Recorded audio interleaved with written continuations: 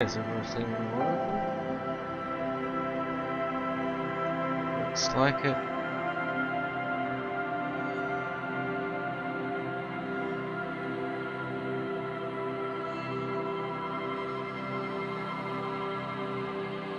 Looks like we are live. Are we live? Yeah, we're live. Yeah, so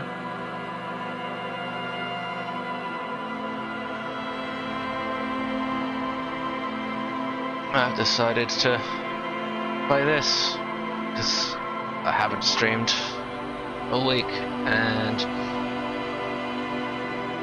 this has got an update where it's fully voiced and stuff. So we're starting again.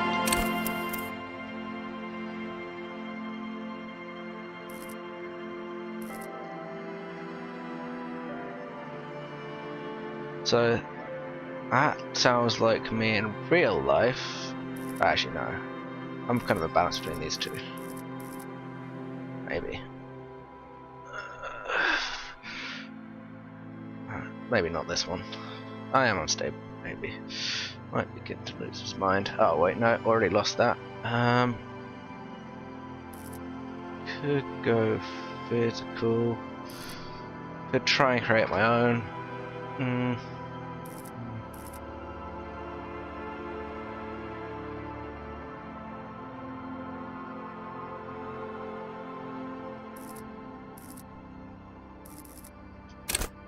Okay, so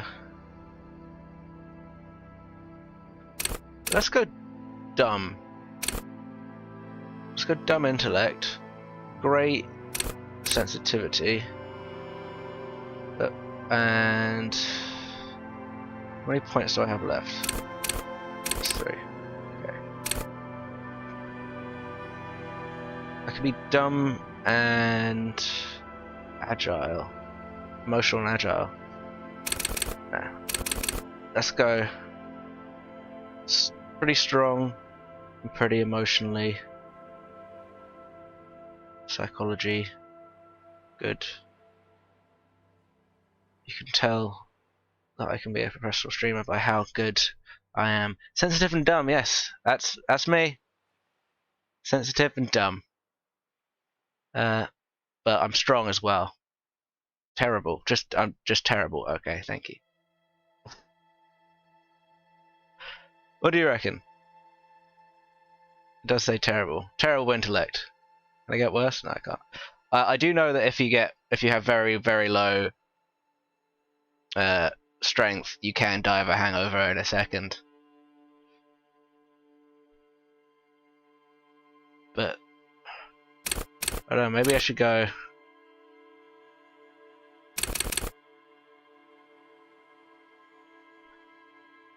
I think this would be like the psychopath build, like quite strong and quite smart. It's like maybe like Sherlock Holmesy,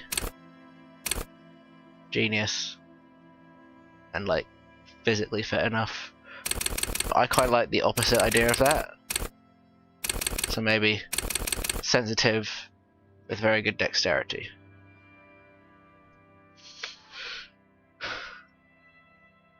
Let's go with that.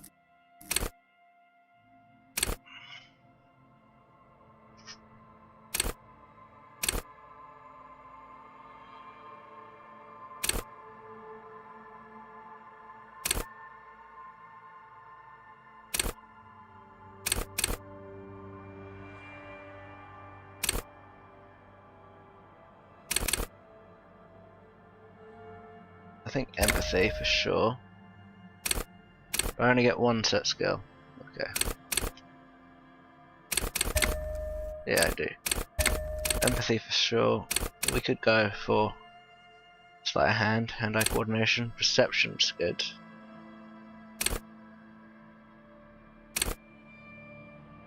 I'm gonna go for perception maybe.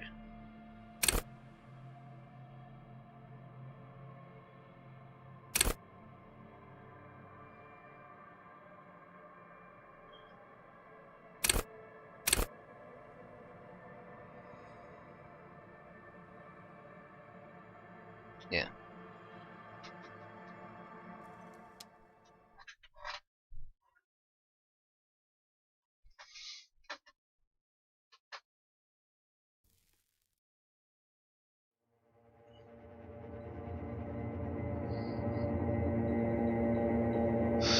Yeah.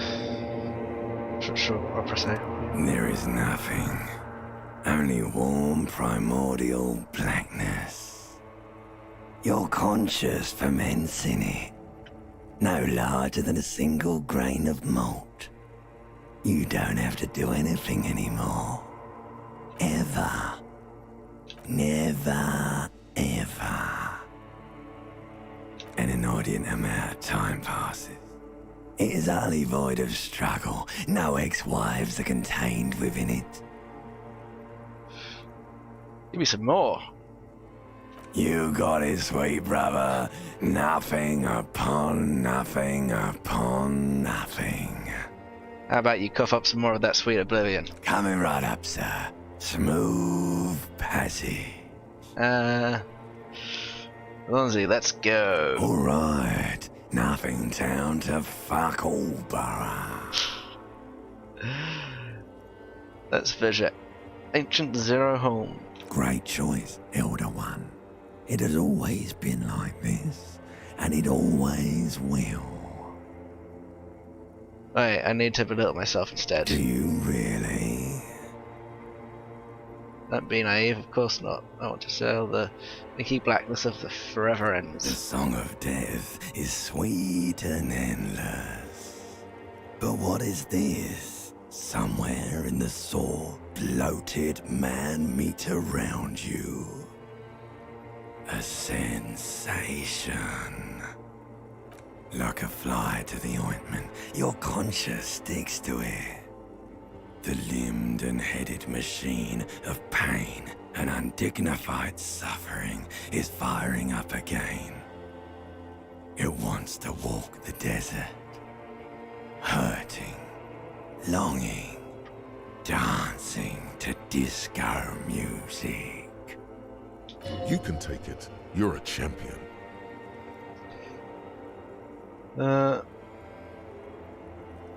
Stop, I don't want to hear anything more about this sensation. Take me back to the formless, disembodied nothing. The stench of liquor rises from your mouth, and with it, an ungodly headache. Help, someone cut off my head. It's trying to murder the rest of me. A fiery streak penetrates your skull, trying to force your eyes open. It's a sound, a clarion call from hell. Oh god, I think I'm going to be on my mate's sofa and then Molly's going to come in and make me some tea.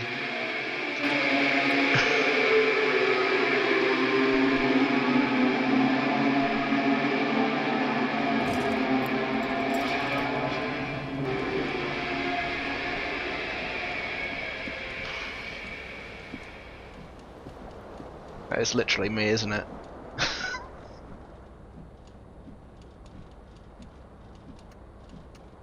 Obviously check that first.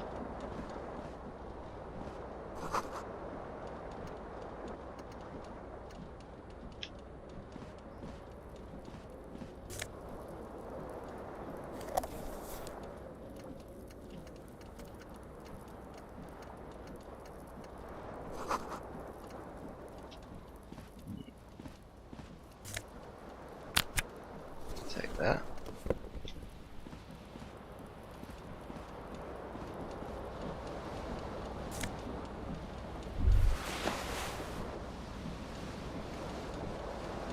You hear a jingle. Keys are clinking in the pocket of your flare-cut pants. It says, whirling in rags, on the aluminium key ring. There is a single key on the ring. The number 1 is etched on it. It should open the door.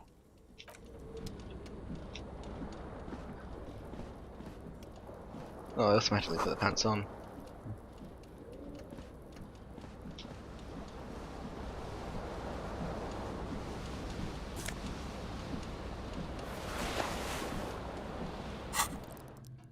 Uh-oh.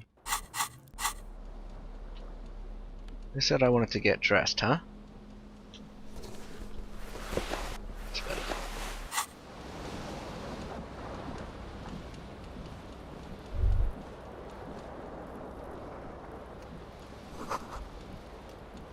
Well, I just failed to describe the rank spell in here.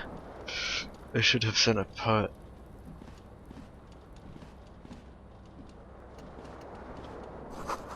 You see bottles of, in the bathtub. Wine, beer, sweet liquors.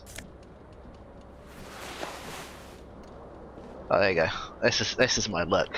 Winnie the Pooh. Just the shirt.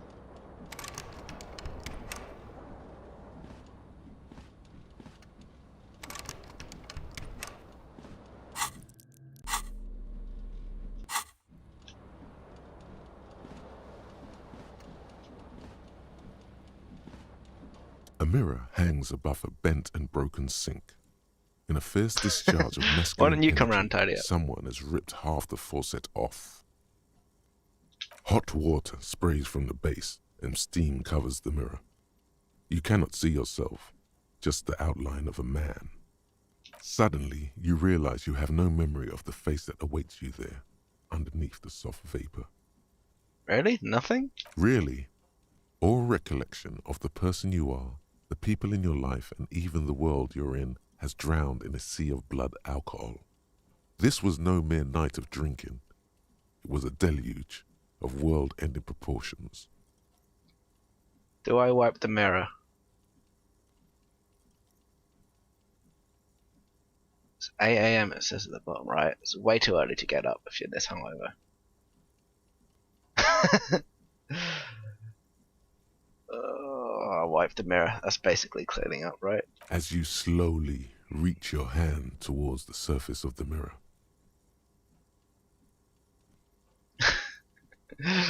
We'll see. abort.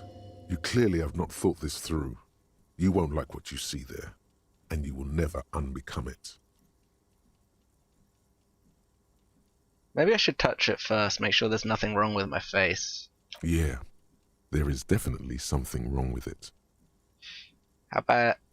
Wait, what's wrong? Where to even begin? There is the bloatedness, then the swollenness. It's like there's an upholstery of alcohol underneath your skin.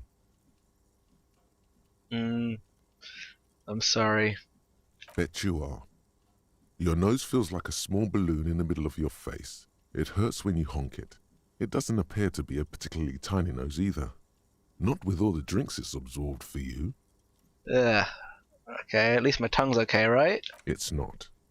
It's swollen and snail-like, wriggling between your fingers. I'm scared. I want to stop doing Don't this. be scared. It's only your face. It's not like anyone's going to see it.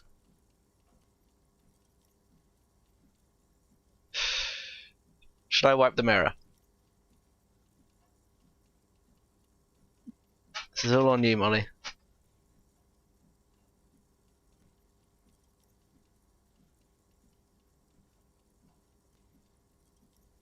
No, okay, I'm out of here.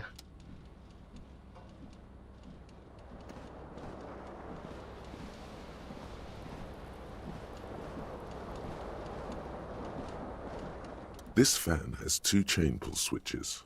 One ends in a tiny fan, the other in a light bulb. A truly horrific necktie has somehow attached itself to one of the blades. It's a hotel room. I found the key in my trousers. That's all I know. Or has it been consigned there as punishment? You feel as though this creature is your friend and wants to reattach itself to your neck so that you may continue your adventures together in this strange world. Oof. I'm gonna try and grab the tie. You swoop up and catch the tie. Snap. It's released from the blade. Warning, warning, the necktie is no longer contained. What you have in your hand is a fantastically colorful tie with 4 or 5 different patterns. The knot reminds you of a noose. The blades come squeaking to a halt. I probably should have done that before I grabbed the tie, but oh well. A terrible Oh, mistake. God. Turn the lights off immediately. You can practically feel the photons burning a hole in your brain. The lights are off. Yeah, fuck that. Let's do this tie. But if I don't look in the mirror, how am I supposed to see the tie? Ah, whatever. Let's go downstairs. Anything else in this room? No. Alright. I'll wait for you. I'll look around this room a bit more. There we go. The window stands broken in its frame. Cold wind blows in. The morning light hurts your eyes. It's hazy, but you see the ocean and some war-torn buildings. Visual calculus. Yeah, I'll try it. What do you mean, assess the damage? How would you do that? What are you even trying to do? Okay. So, got good perception, but visual calculus is different from that, isn't it? Civilization, why do I have that? Bonuses from items. Okay.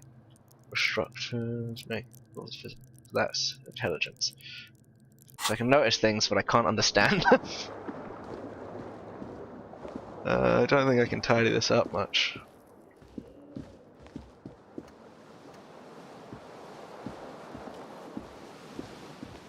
Alright. Let's venture out. What do I get? Do I get any bonuses from the shoes? Oh, I get I don't want to wear that because it gets rid of my oh, it does make me more charming.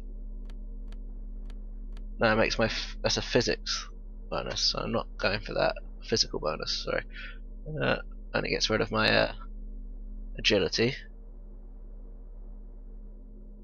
The jacket, however, I do want to wear because that gives me bonus to my emotional stuff.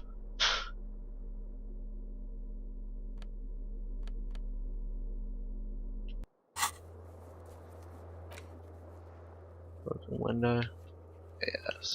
Go back to that. Okay. It's over here.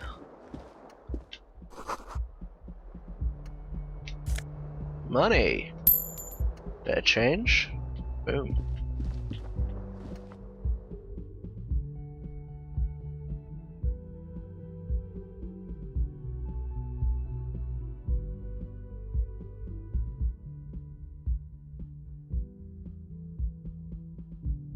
Equip the flashlight in low light areas. Fucking.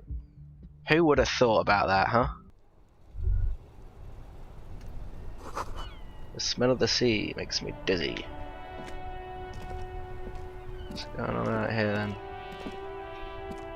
I mean, this might as well be Brighton as well. Smells of the sea. Is that another shoe? Did I not have both pairs of shoes before and now I've got a pair? Okay. They both affect my motor skills, but it's got a negative and positive. So what's my save there? Alright, yeah, I went on the balcony, but I didn't go too far in. So that is sneak. I can take them off to sneak, but this will give me. Okay, so I'm going to put my shoes on because I found my other shoe. It was on the balcony, but I'm not going to put my trousers on because my trousers take away some agility. So this is me. I'm Winnie the Poohing it, except I got shoes. There they both are. Two identical shoes, both copiously green and indiscriminately snakeskin, reunited on your feet. How do they fit? Good, they're balanced, comfy. Feels like the only good thing about you right now, truth be told.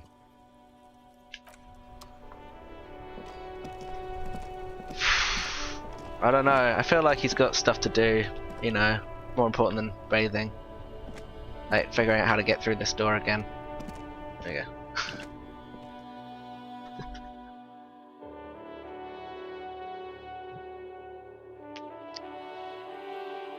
You missed the loading tip in the last screen. It says you should use a flashlight if it gets dark. I know, right? Amazing.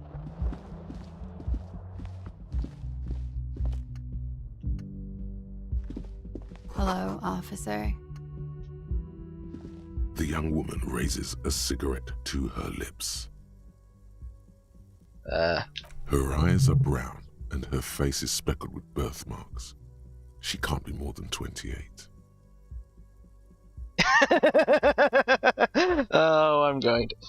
Wait, she said officer, so I can figure out who I am, maybe. Or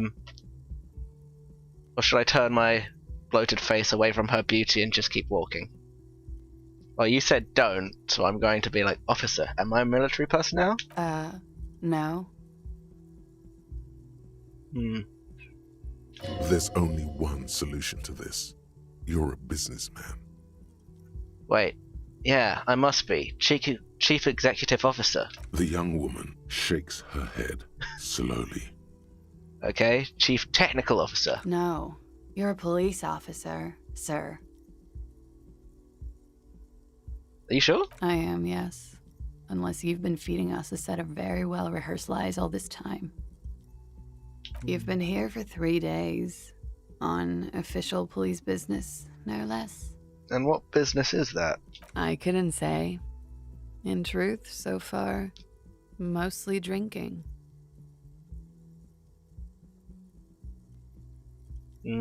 Should I hit on her? Doesn't look like it will work. Well, 42% chance. Who in their right mind would let me be an officer of the law? Don't be so harsh on yourself. They let almost anyone be a police officer. A glib remark. Don't let it stand. Assert yourself. Actually, I can see why they would entrust me with the law. I have the right character. A fondness for contradictory statements. Listen, if I'm not even wearing trousers, surely that's better. Like, a better reason to hit on her. I'm already half naked. No, it's not. I'm not gonna do it. Yes. Yeah. What I just said. I can't come up with anything. I'm sorry. I was being glib. I'm sure you're a great cop.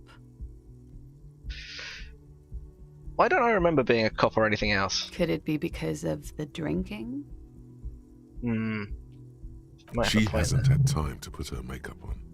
This is her morning cigarette. She looks tired, her beauty waning faster than it ought to at her age.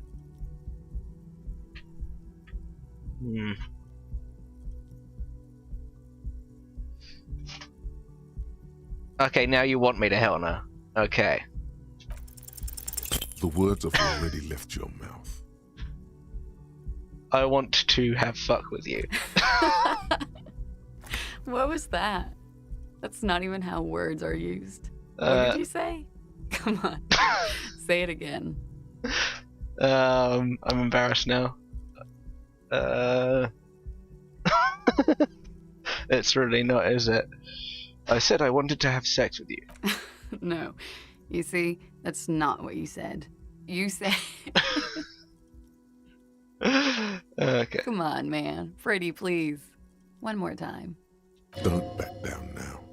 Say what you said again. Proudly. I said I want to have fuck with you. Goddamn right you did. You crazy asshole, you. What kind of cop are you?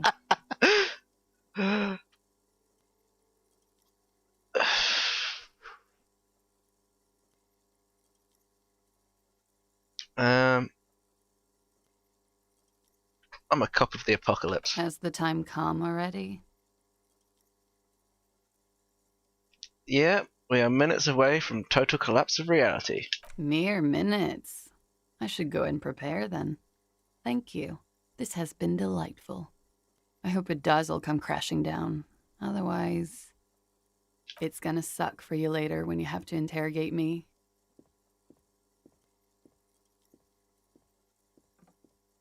And for the record, no, I didn't do it.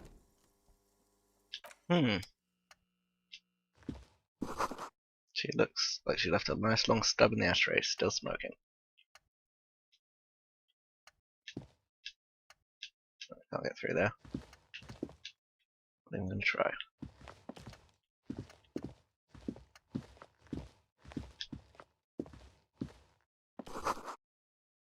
Weekend edition of a satirical newspaper? Guess we go downstairs now. Apparently we can sell bottles, empty bottles. Got loads of them in my room. Basically loaded. I need a plastic bag though.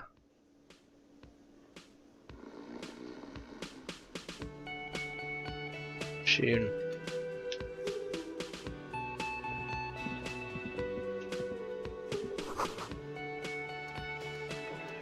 Okay, let's get on stage.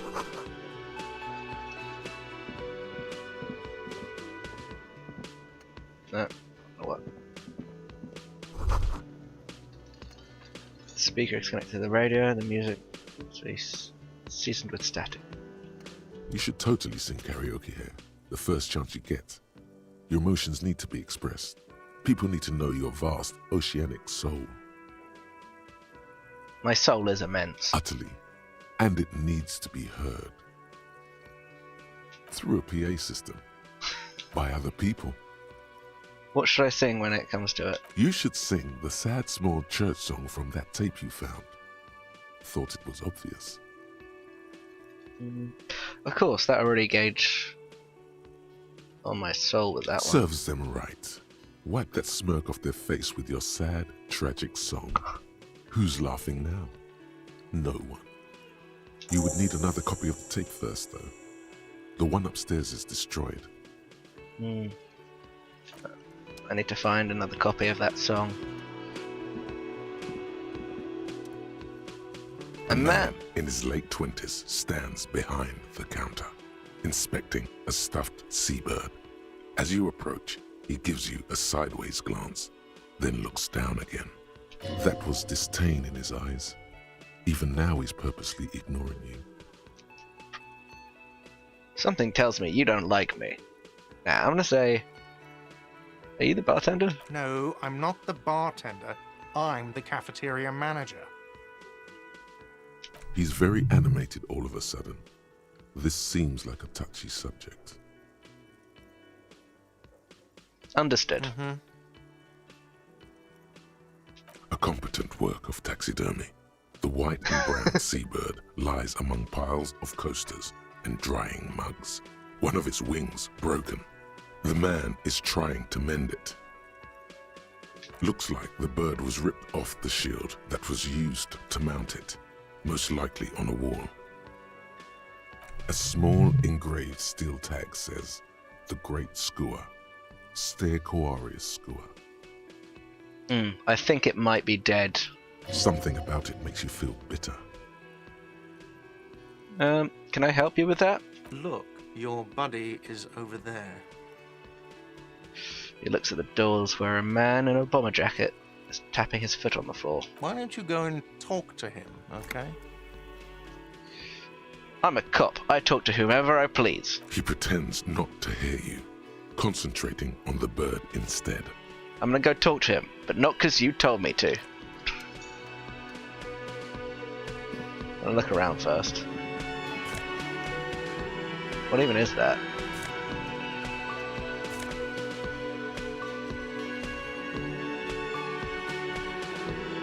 Oh yeah, I'll take that.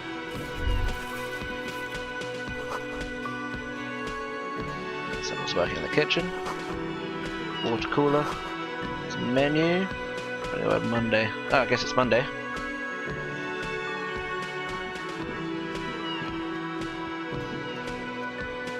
I get in there.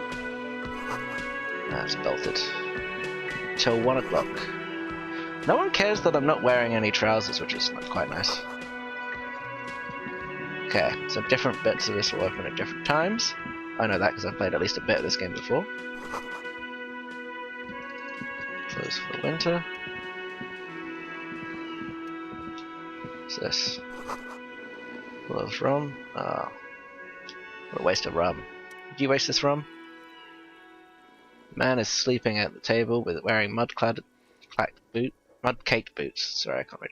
Rolled down overalls, the back shirt reads Wild Pines, encircled with a logo with a tree. A colourful piece of plastic is dangling from his carabiner. Makes your fingers itch. On the counter, rolled out of his open hand, you see a blister pack of headache medicine. The man does not mind. You probably need them more than he does. Yeah. It's a dock worker's ID, doubling as a shift card and a job permit. A young, able-bodied man stares back at you from the photo. Santiago S. John. I'm definitely stealing his ID. Your fingers find their way into the shackle, flicking open its spring-loaded gate. The metal loop holds the plastic ID and a leather-bound pocketbook. And the man? The man emits a loud snore. Is he about to wake up? Doesn't look like it, but you never know. Better be quick. Are you positive that what you're doing here is proper police conduct? You can still leave and do nothing. Let's swipe through the pocketbook and see what's inside. You find a black paper note with a woman's profile on it. Seems like this woman lived centuries ago. The note says 5 Real. It feels nice and greasy. You don't really know what this is for, but you get the feeling notes like these are super important. You should keep it. I'll keep it. You slip the plastic ID card out of the loop and pocket it. The man continues to snore. The sleeping dock worker has little to say about your actions. He remains silent. You're not 100% clear what you did here was right, but to hell with it. Okay.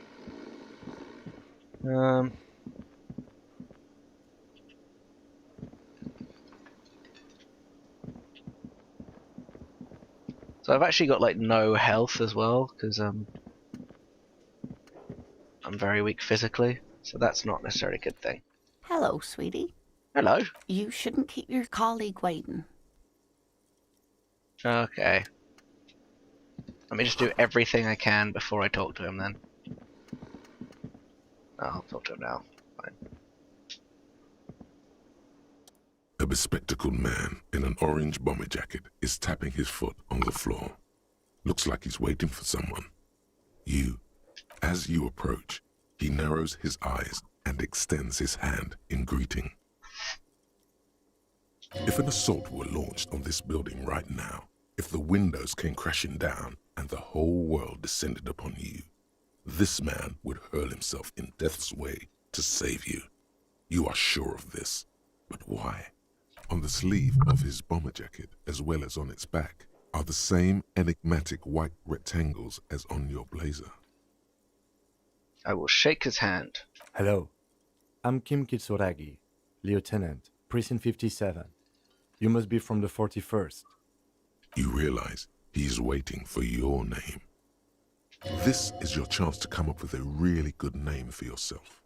Get creative. Conceptualize. Should I make up my own name or tell him I don't know? Obviously make up my own name. Raphael Ambrosius Cousteau.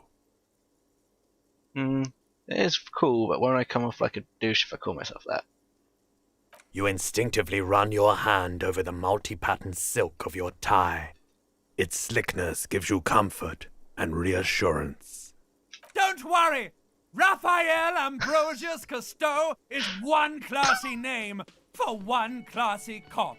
My name is Raphael Ambrosius Cousteau. Yes, well. He doesn't even proceed. You just said he just moves on. It looks like we had a little scheduling error on Sunday. Saturday too, actually. Have you had time to talk to the manager here? Yeah, him? I just talked to him. If you don't mind, we should talk to him again. Ask him for a rundown of the area. Now that I'm here as well. I understand the scene is out back, right? It also wouldn't hurt to assure him the police are finally here. In full force, I mean. Have you mapped out the initial interviews? I haven't. Okay, we'll have time for that after we take a look at the coroner's case. Have you removed the dead body from the tree? I don't like dead bodies. Sure. But did you take it down from the tree? Look, man, no. So, the body is still in the tree. This is the first time you detect a weariness in the lieutenant's voice. It is obvious he would have preferred for the body to no longer be in the tree. Where it has been hanging for 7 days straight. We should go there as soon as we are done talking to the owner.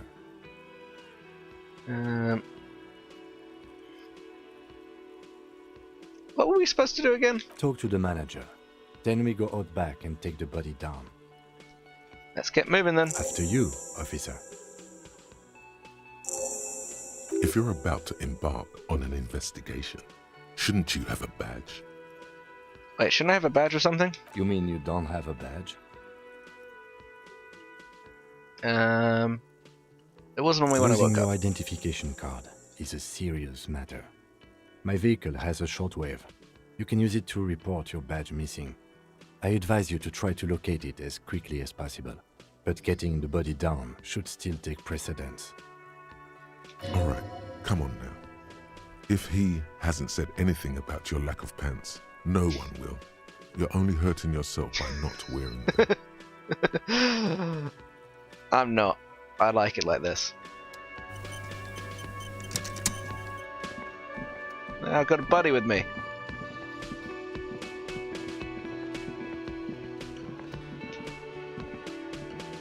The man with the unimpressive beard notices you approaching.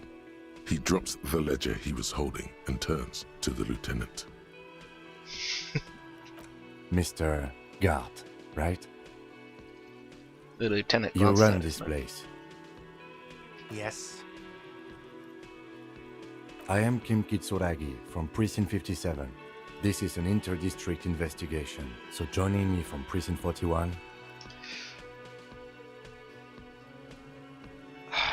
As I said, should I be Detective Raphael Ambrosius Cousteau or the Harbinger of Ruin? Oh, such a hard choice. I could just say nothing. Okay. I am Detective Raphael Ambrosius Cousteau. Right. Now, I know it took us a while to arrive at the scene. It also took you a while to call us and report the dead body. It was you who placed the call, yes? Too late. Already picked two. No, I only just got here. It was probably Sylvie who called you. She usually works the bar here. I'm only temporarily taking over her duties. Do you have her number? As a matter of fact, I do. Cool. This sounds like something you can use to call this Sylvie later. You said you just got here. From where? Are you a local? What, of Martinez? No. I live in Jamrock. I only sometimes come here to keep an eye on the place. This is just one of the many, many cafeterias I manage. But you still know your way around, yes? In case we need directions. Yes, I know where some things are, but as I said, I don't live here. I just used to work here. And I'm not going to start working here again, if that's what you think. I didn't imply that. Detective. Who, me? Yes, Detective Cousteau. I have everything. You? Oh, you mean, do I have questions to ask? Yes, he means, do you have questions for me, like a police officer would? Who killed him? I don't know who killed him. I'm not the police. That's your job. Did you kill him? What are you, crazy? Of course I didn't kill him. Where exactly is the body? Behind this building, there's a courtyard. They hoisted him up on a tree there. And how do we get there? That's easy. See that door there?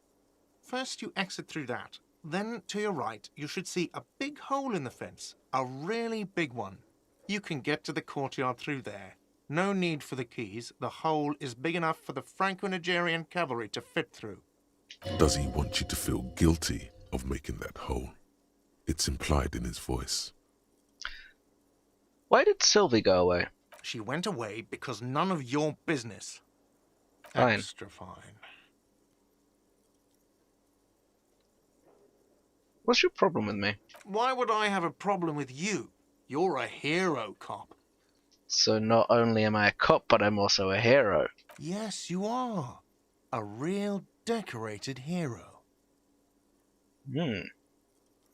What did I do? What did you not do? First you took the body down, then you solved the murder, then you didn't trash my hostel room. Oh Maybe you even negotiated the strike. Oh my god, I did all those things? No, you see, actually, you didn't. You haven't done anything even remotely useful since you got here. So, we've established you're a liar, and you said you didn't kill him. So, therefore, you did kill him. Arrest that man. I mean, what have I been doing here? Have you seen me around? No, I haven't seen you around. I just got here, remember? Was there anything else? That's all. Let's go. Not so fast. You owe me 130 real. No one is saying the multi-pattern necktie you found tied to the ceiling fan can talk. No one. It must be merely imagination. But Let's bail! Time to push the eject button! Sounds like a responsibility! You don't like those! no, don't listen to him. It's madness.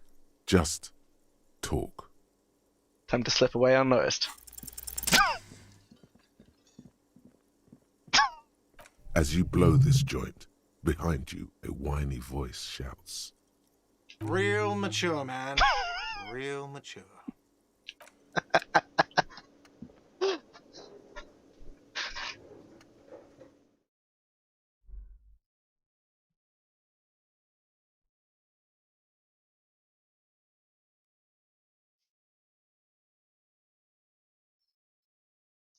I am pretty mature, aren't I?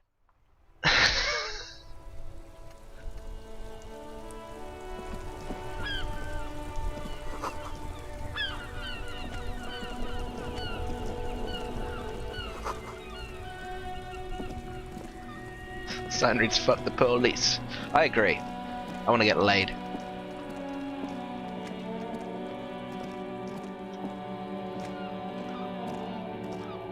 You see a set of tire tracks in the brown slush that covers the plaza mosaic.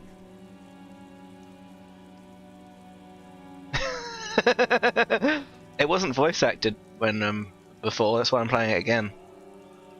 And you're practically playing it with me now anyway.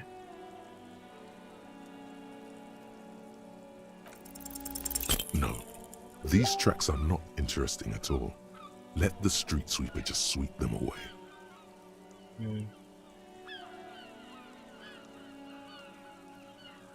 Why am I looking at this? Cop habit. You look at everything. What kind of vehicles flow through here? Hard to say.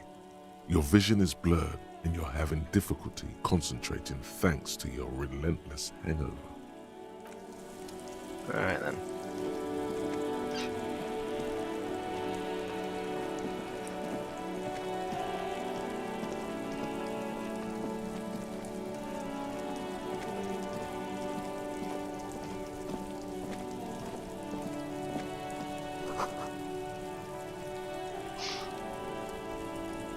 Could do the one.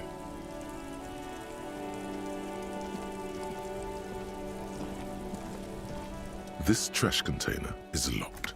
The sliding lid has a padlock that says, whirling in rags. There's something in there, not necessarily connected to the case, but still. Why am I looking at you, trash container? You're just a trash container. Just a trash container. There is no such thing. Your fingers start to itch just looking at that padlock. Lieutenant, what do you think could be in there? Trash, food waste from the cafeteria. They lock these containers to keep the derelicts from flocking in. Could be evidence too. Yes, I feel like there is something in there. What do you mean, feel? It's extra sensory perception, okay? Whatever's in there holds something special, of special significance. I agree. We should get someone from the remote viewers division here. There's no need for sarcasm. I just feel strongly about it, that's all. Maybe it's not connected to the case, but still. Oh. It might also be evidence. The mob could have disposed of something in there. We should get it open. How do we get the lock open? We could try using a pry bar. There's one in my motor carriage, or we could ask for a key from the manager of the Whirling in Rags. He probably has one.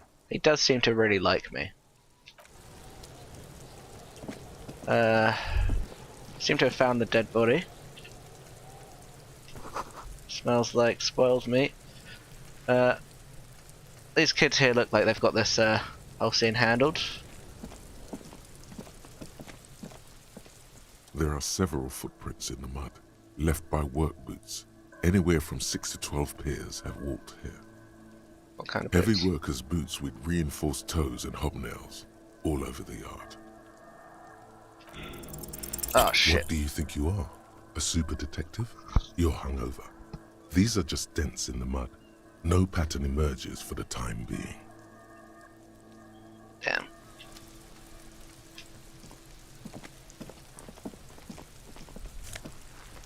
Hello.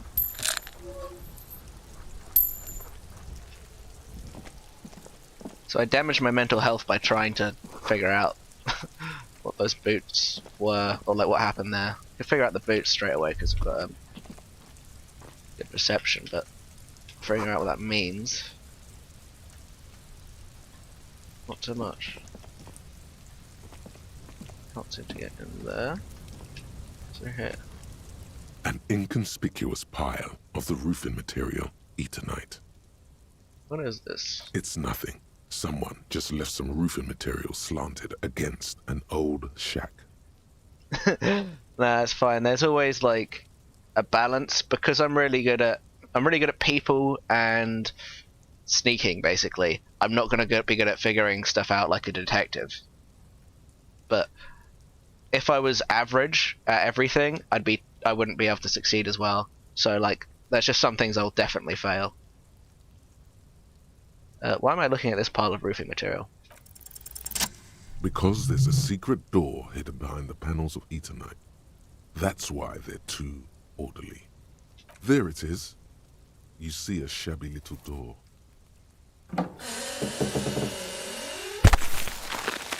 Still managed to detect that.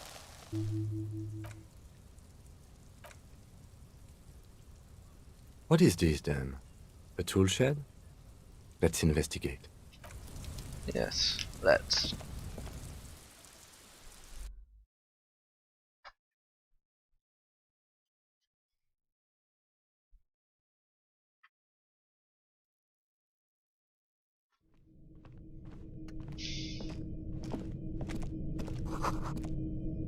Empty tube of magnesium substitute.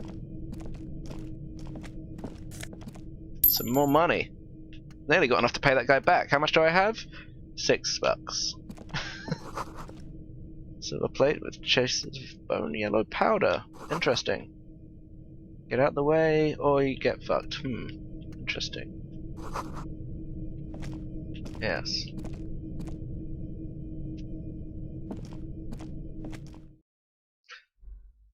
Can't put more points in a skill? Drugs raise the learning cap, but they're bad for your health.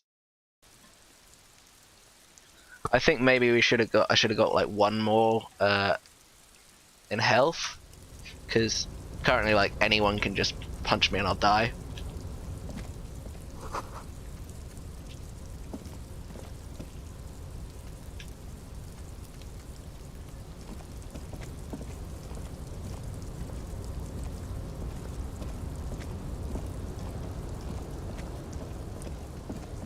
What's this?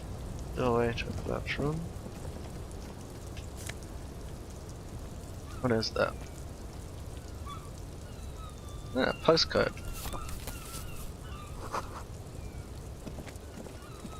More money. Look at me rolling in dough now. 6.90. Nice.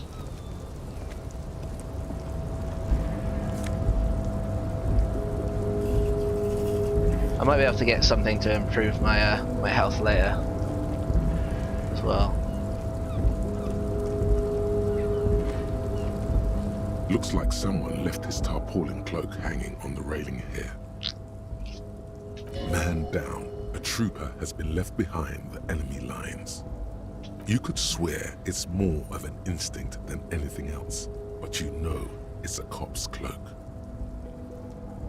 It's a cop's cloak? Yes, it's probably yours. It bears the RCM insignia, and you have a habit of being careless with your Alright, bye.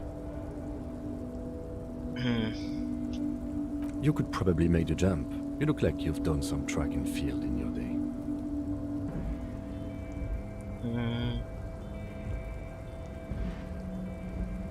The wind is aggressive up here. The lieutenant looks at the enormous crane towering in the distance over the container yard. I am. I will continue to have fun.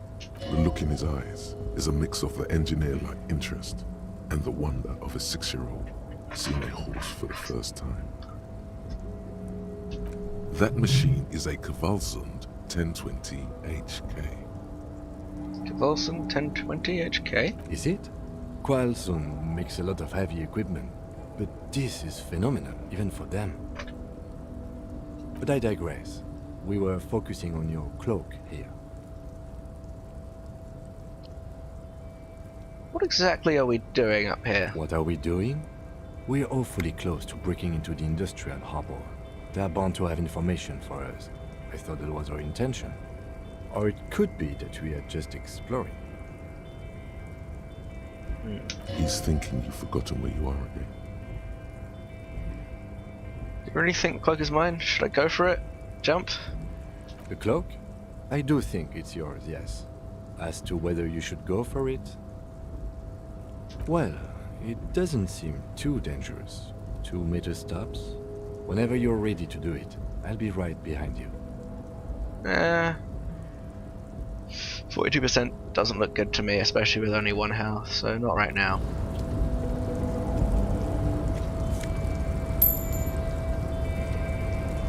Some empty bottles up here as well, which will be good for later.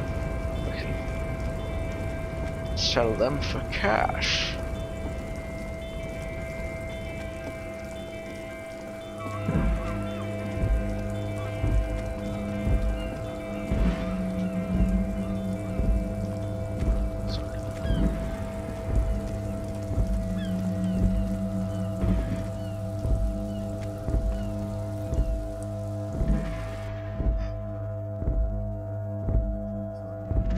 Alright, I'm gonna very quickly go for a pee and get some water, but I'll be back.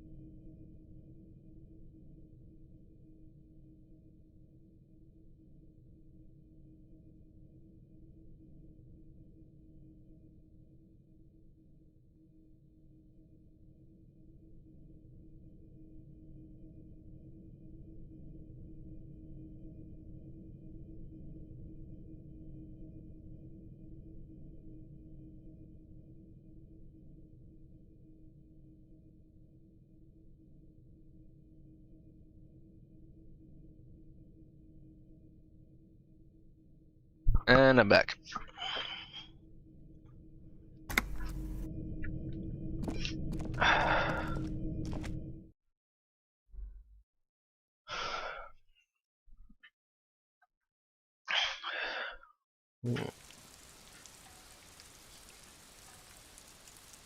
Skill points can also be used to buy new thought. Let's check our journal. Open trash container. Who made the call? So we should just think of that. Find my badge or report it missing. Need to inspect the body. We'll do that in a second. What I will say is before we do that, quick save. Purely because when you got 1 health, you could die very easily.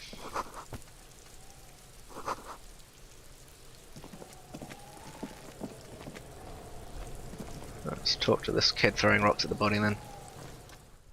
Kuno's got this. Hmm. Oh yeah, Nappa Kumpy,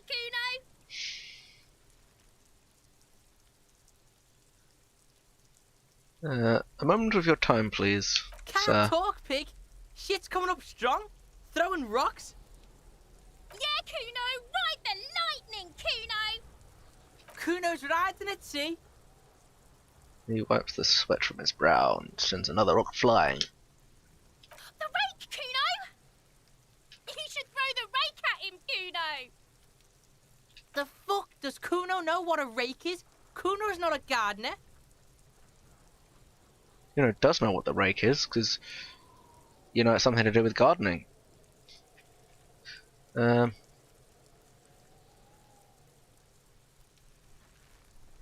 should we do? We shouldn't do anything. I don't tempt such forces. Forces? You will see. Are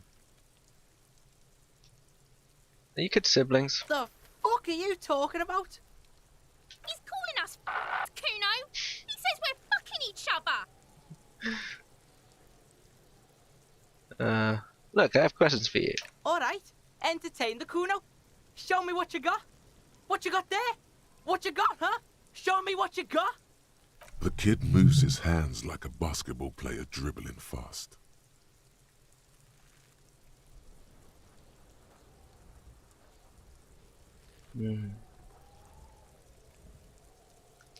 About this crime scene, you kids often play in this yard? Right, pig. This is where Kuno plays with his little wooden choo-choo. What do you want with it? That lad of yours? No, it's not fucking Kuno's. It's ancient. Look at it. He thinks you're fucking fool, Kuno! He says you climb the ladder up to your magic tree house. Get the fuck out of here, pig. Kuno doesn't have a magic tree house. What's in that greenhouse over there? Dunno. Kipta's gardener used to work there. The gardener used to work there? Yeah, that's what Kuno said. She couldn't handle the heat, so she took off. Kuno can take it. Shit's nothing to Kuno. What do you mean by kipped? Look it up in the library. Kuno's not a fucking dictionary. Fucking small brain. Kuno means the gardener, alright? You mean the young woman by whirling in rags, the gardener? Look, Kuno doesn't explain shit. Kuno just says shit. Okay, okay. I was wondering about the trash can. Don't be wondering about Kuno's shit, pig. I've got a very strong hunch. Okay, fine. Enough about this, actually. Got other message to address. Of course you do, fuckface. I might have questions for you later. For now, let's talk about something else. Yeah, whatever. Kuno doesn't give a shit. What do you know about the body? Shitload, pig. What's your question? Don't tell the pig shit, Kuno! This is where you quickly ask him questions. Real cop questions. Like a cop. Do you know who he was? Kuno's fuck imp. Kuno uses the fuck imp for target practice. He could have just said he doesn't know. Okay. Yeah, it's fucking okay. Gotta have a gimp for rock practice. Don't ask the pigs for permission, Kuno! Don't ask the pigs for shit! Do you know how it got up there? Probably climbed. Kuno was busy down the road when that shit went down. So you didn't see it happening? You heard Kuno. Kuno wasn't even in Martinez. Kuno wasn't in Revachol. Kuno wasn't regional. Oh, okay. Where did you go then? I don't know. Some fucking Hmm. Mesk or I don't know. Some other place. Night City. Kuno was in fucking Night City. Oh, Night City, like in Cyberpunk. Kuno gives this info out on a need-to-know basis, and you don't need to know. Kuno didn't smoke the gimp, if that's what you meant. Have you seen anyone suspicious around? Just a couple of pigs sniffing around in the dirt. That seems pretty fucking suspicious to Kuno. Hmm. It does. Hold on, let me just check something. I don't have to shut up, do I? No? Where is it? Dude, it's underneath. Okay. I see.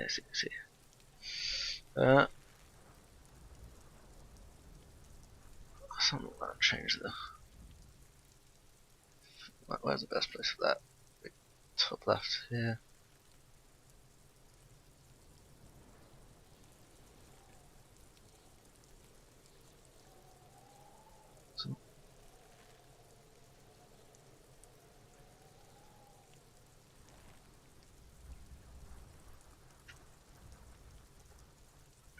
Fine, let's go with.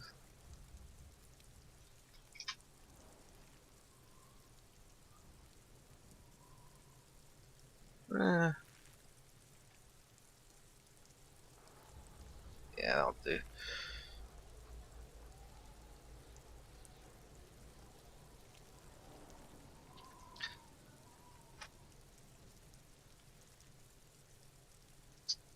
Yeah, you tell the faggoty, Kuno. We're on the Slayer. Right now, let's talk about something else. You're testing Kuno's patience here. Get lost. I found his shack. You found Kuno's secret door to Kuno's secret shack. It was closed for 5,000 years. How the fuck did you get in? I phase shift through the roofing material. Shit. Get the fuck out of here. You can't do that. He can't do that, Kuno. He's trying to fuck at you again. Pigs can't displace. Can't do that teleport shit. He says to himself and turns to you. How did you like it in there, pig old boy? Kuno's got a lot of cool shit there, right? I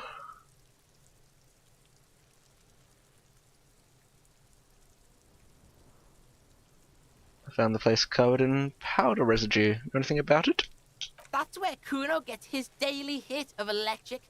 Kuno Shazam. Kuno rides the fucking lightning in there, pig. Bet you'd like to ride the lightning too, wouldn't you?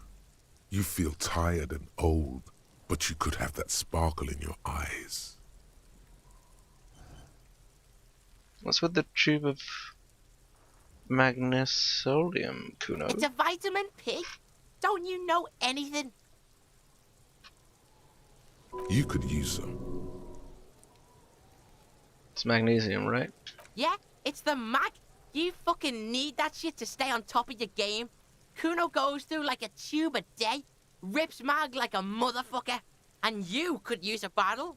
Oh, don't teach him, Kuno. He's gonna use it against you, Kuno.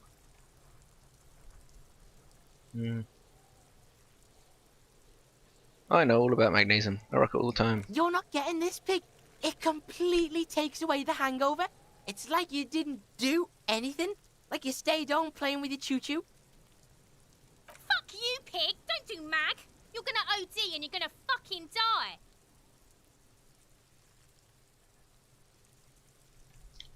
What's with the pig head? Oh, that? Kuno decapitates pigs. That's just a Kuno demo tape. Cool pig head. I like it. I got one too. This one. I know it's back my head. It's shit. What? What is this shit? Fucking on yourself. This is weird level shit. Kuno doesn't go there. Fuck your shit back to normal. What is this?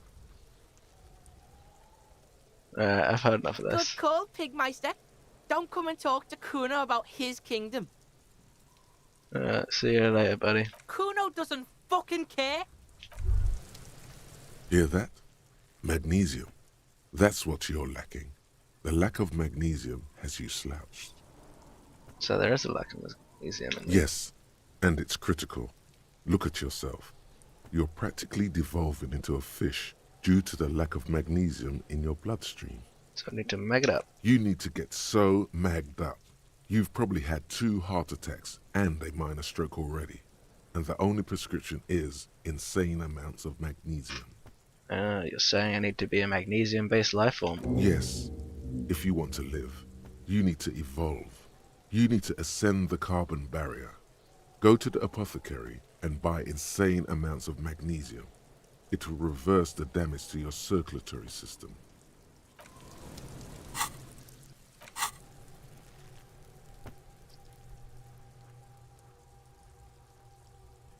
So that all...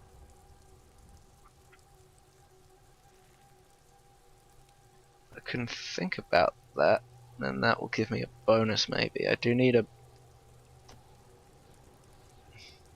I'm gonna think about it. I can always get rid of it later. I think it does cost a skill point though. And I think I can actually do some of the white powder in here. White powder, magnesium.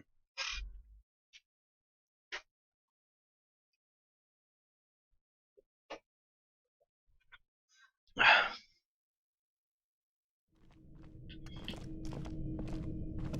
swear I could before. I played this game. There's the pig's head, at least.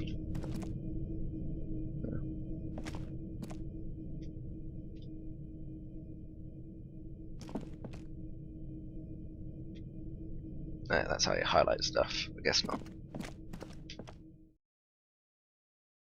You can sleep after 9 o'clock. Sleeping heals your health and morale.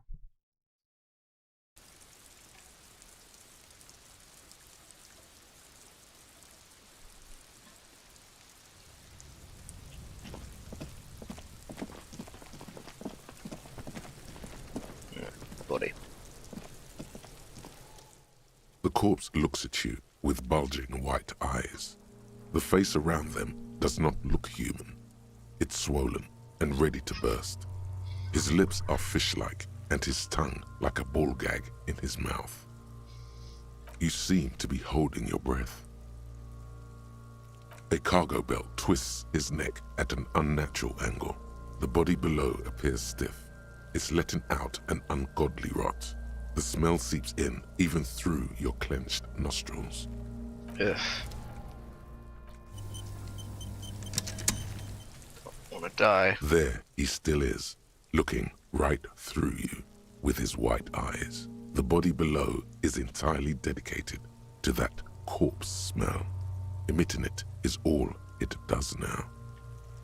What is this? Why is it so bad? Active decay. It's okay to throw up, officer. No one is judging.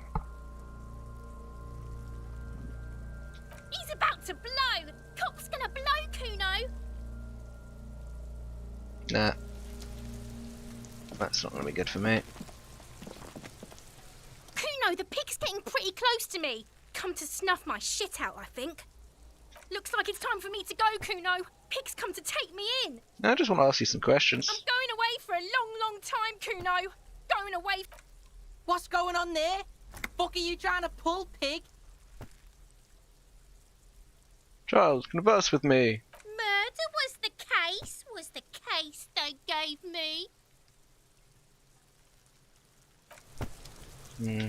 Okay, she's going to be hard to speak to. We can check the dumpster if we get the keys. It's also...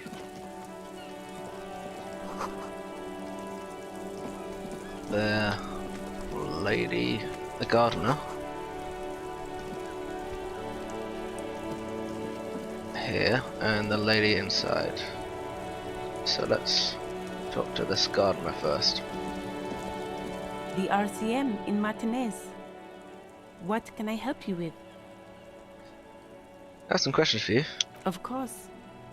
What can I help you with? Who are you exactly? Me? I am just a gardener. She hides it well, but behind the sweat and dirt there is something else in her rigid posture. There's more to you than that. Is there? The quickness of the reply certainly does not prove you wrong. Maybe. Pleased to meet you. Just a gardener. I have I another am question. pleased to meet you too, officer. We need directions. Of course. Where to? Where am I? What do you mean? I'm a bit disoriented. This is Ravacholi, or Ravachol, right? Yes, sir. District of Martinez. Mm-hmm. He knows where we are. He just wants directions. No problem. She's very well composed, back straight. What's this fuck the police business? Excuse me? She's uncomfortable. Maybe you should drop this line of questioning. Street sign says fuck the police. Oh. Well, I didn't write it there. I'm just sitting here. Oh, that's alright. I didn't mean to stall you. Okay. Of course. I won't hold you back. If there's a corpse, then you're going to need those gloves for the autopsy. One more thing. Can I borrow your gloves? Sure. Keep them. I have another pair. She must be very diligent about the glove use, because her hands are clean and delicate. Thank you. So she may not be a gardener. I don't have anything on my hands, so perfect.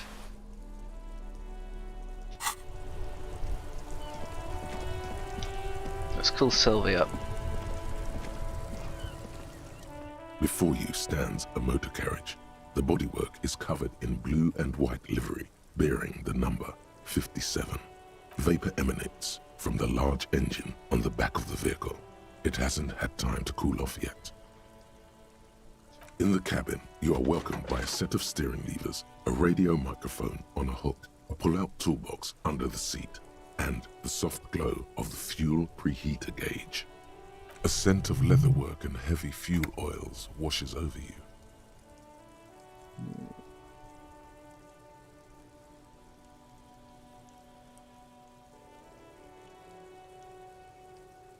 A metallic drawer slides out from under the seat and clicks into place. The tools inside are neatly organized. Take what you need, officer. It's going to be a long case. I'm not protective of my tools, like some men are. He's clearly a little protective of his tools. But what can you do? Work is work. I'm gonna take the chain The cutters. handles are long and sleek. Snap, snap, go the cutters in your hand. You can do good work with these. Cut chains, locks, and ropes, especially belts. Take the flashlight. It's robust, weatherproof, and well-made. Police issue, blue. Lets you see things in the dark you would otherwise miss. I'll take the pry bar. The pry bar feels nice and cold in your hand, heavier than you'd think, useful for opening all sorts of doors and lids. The pull-out toolbox slides back into its nest. Preheater gauge casts a warm glow on the steering levers and the radio on its hook. The frequency tableau lights up and the green button labeled Prime Line glows like a feline eye. And then you hear something. What do I hear? The soft purr of electrical kittens. Radio waves cast far and wide over the metropolis. A woman's voice greets you through the static. This is Precinct 57. Hello, Lieutenant. How may I assist you?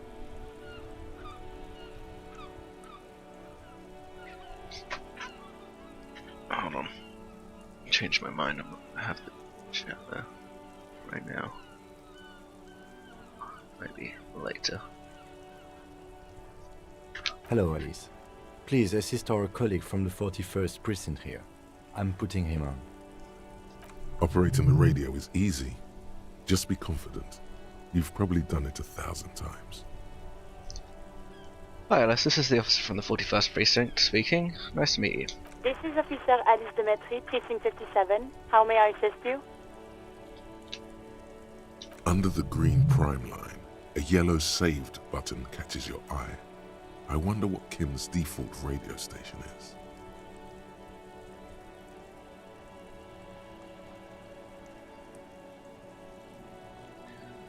I need you to connect me to a civilian, a Sylvie. She may have reported a murder. Of course. What is the number, officer? Kim, didn't God give you Sylvie's number? Yes, hold on. Her number is 005 1944 298. Received. Hold on, officer.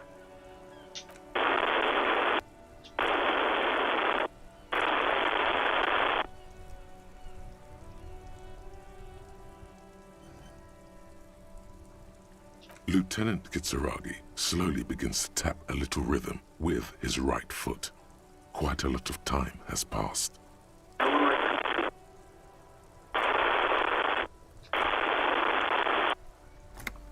Officer, I have Sylvie Malaika on the line for you. Yes, hello? Hello, this is the police calling. I have some questions about your last days at work. Ah, no, that's better. Sylvie, I believe we've met before. This is me, a detective from the Rolling in Rags. Oh, right. Hello, officer. What can I do for you? You can hear resentment in her tone. She's not thrilled to be talking to you again. You quit your job at the Whirling. Why? You mean, why did I leave the bar? Honestly, I'm not really comfortable discussing it with you, sir. Hey, why aren't you comfortable discussing it with me? Let's just say I left because I needed to get away from someone. Get away from whom? You know whom. You think you hear a sliver of accusation in her words. You mean me? You needed to get away from me? I really don't want to talk about this. Let's just forget about this, okay? Alright. I won't push you on this. Are you ever coming back to work? Maybe, I don't know. I just know I have to take some time off right now. Was it you who called the police? No, not me. But why didn't you call? Didn't a corpse behind your workspace bother you? What? Of course it bothered me. But I thought the union already knew about the corpse. I meant us. You should have called the police. No one calls the police. The union would get angry. What do you mean by that? You know, what the union says goes. People listen to them and they take care of their own, which is like everyone here. Garbage.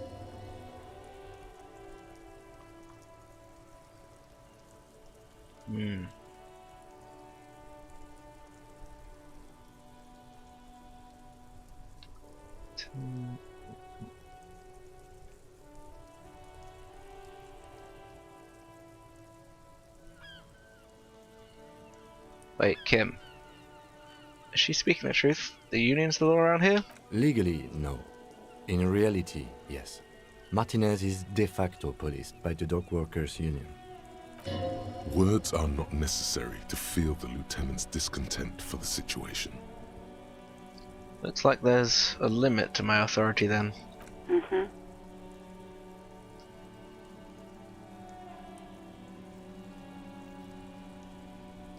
Well, maybe there's something else you can tell me. I don't know what to tell you, officer. I didn't call you because I didn't want to get in trouble with the others. With the union. I'm sorry about that. Do you know who made that call? No, sorry. I don't. Not a lot of people have phones around here. Copper thieves take the wires. People don't have the money to have the cables put in again. They use the union's phone, or the one on the coast. It was someone else. We'll find them sooner or later, officer. It just might take a while. Okay, next question. Yeah, go on. I think I got everything I need. Thanks. I do hope so. Please, don't call me again. Bye. Wait, why does she seem angry with me? Yes, you have obviously done something to upset her at the Whirling in Rags, when she was still working there. Wait, before you go, you're mad at me, right? Tell me what I did. I can't remember. I'm not mad, it's just... You were so drunk and so emotional all the time, and then the skua thing happened. It just made me want to quit. What skewer thing? The stuffed bird. The great skua. You threw it against the wall while screaming, "Fuck that bird," and laughing like a maniac. I think you said it had been giving you shit ever since you got there. Bitch bird goals coming to her. Why do I always end up screwing everything up? It was a pretty bird. There since I started working in whirling. I really liked her. We call her Scotty. There's genuine sadness in her voice. So you're telling me I was the one who made you want to quit? Yes, obviously. You were the worst client I've ever seen. And I had seen so many assholes in this place. I've had sailors fighting, union guys grabbing my ass, kids stealing booze. Once a guy was glued to the karaoke machine every night for 2 months. But you... Go on, I want to know what I did. Well, you were worse than all of them. Honestly, you were getting borderline aggressive. Even about little things like not turning down the volume at 3 a.m. I even liked one of those songs you kept listening to on repeat. No more. I hate it now. Right, which song? We Go On by the O.O. I can't listen to it anymore. You've turned it into a parody. Sorry. Sorry about the song. To hell with that song. Then there was your room. Your project. An experiment to see how bad it can get in there. I tried to send the cleaner, but you wouldn't let me. Threatened to make me understand. I had no idea what you meant, and I don't want to know. And then you screamed something about the end of all times and how everyone is a piece of shit. I'm sorry. And then I had to deal with your toilet. The one you clogged with police documents, causing water damage downstairs in the kitchen. I won't even mention you waving your gun around, harassing customers, threatening to sing karaoke, threatening to kill yourself. Right, police documents? The ones I had to wrench out of your toilet. What happened to them? Damn it, I don't remember what I did to your damn papers. I don't remember every little thing I do.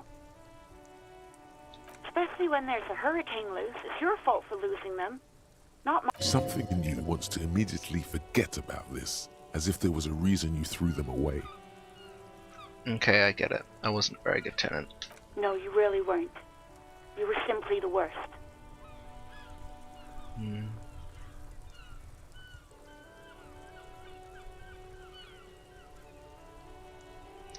I'm truly sorry for everything, Sylvie. God, I knew I shouldn't have brought it up. Just try not to call me again, and let's pretend it never happened. What else did I sing beside the "Oh, I'm looking for a song"? Oh, all sorts of things. From disco, rock too. So much disco and rock. Was I singing the smallest shirts and Santa Saints? Yes, that's the one you like to sing along to the most. The later it got, the more that one came on. Interesting. You still have to find a copy though, before you can blast it. Right, thank you for talking with me. Take care. You hear a sigh of relief on the other end of the radio. Wordless, the call breaks. Then, the already familiar voice. Anything else I can help you with, officer? As always, it's DJ Mesh and Felicio, and you're listening to Street Freaks FM, bringing you the hottest, the nastiest, the most vulgar. A flock of seagulls takes off nearby, startled by the roaring radio. Right away, the lieutenant reaches into the cabin and turns off the radio. He's not looking at you as he says, Someone must have been messing with the radio, or maybe picked up a random frequency. You wanted a prime line, right? He's still avoiding your gaze, and his ears glow red.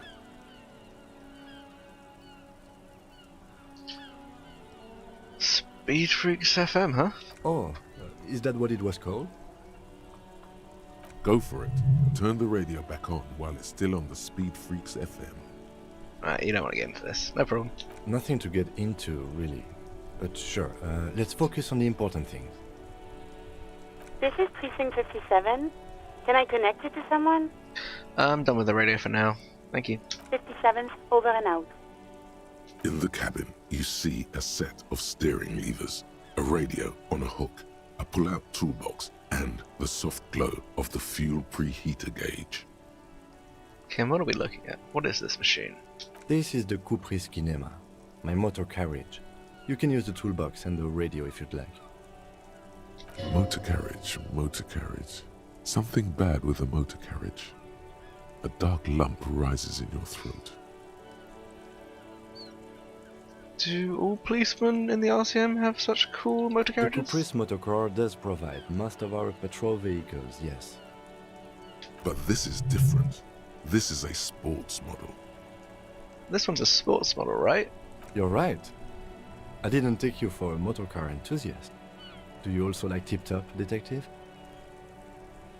What's Tip Top? An interstellary racing series. You should definitely give it a go if you like motor carriages. It has fantastic competition. Can we turn it on and drive somewhere? No, I'm afraid not. We have a murder case on our hands, remember? What's this sinking feeling I have with the words motor carriage? Nothing, nothing. It's probably nothing. Forget I brought it up. Please proceed with the carefree lollygagging. Okay. In the cabin, you see a set of steering levers, a radio on a hook, a pull-out toolbox. Go.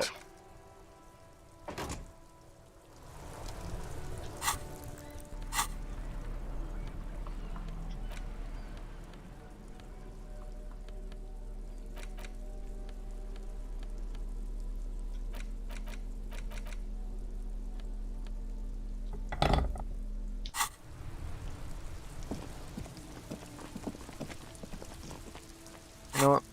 Before we do that, so at least ask the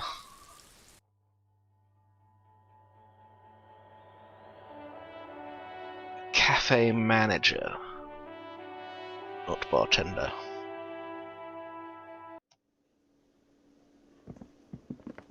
Oh, this lovely young lady, old lady.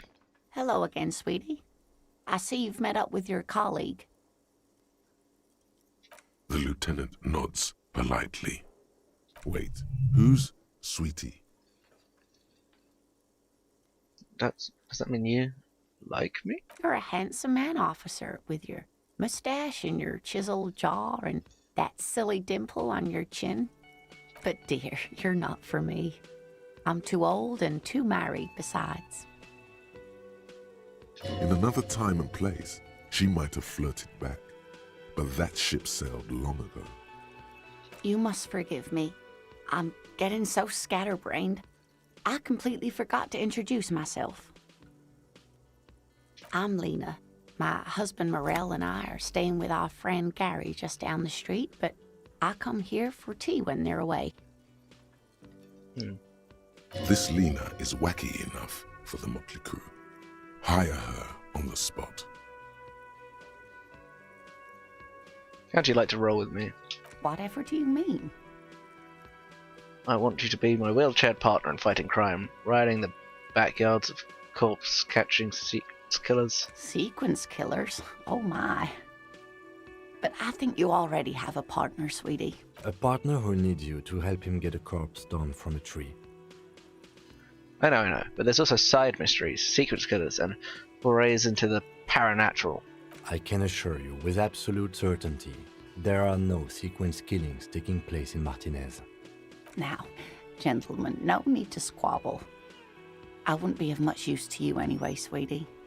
Aye, 3 heads are better than 2. Thank you, but Martinez isn't the most wheelchair-accessible place, you see. I'd slow you down. Perhaps another time.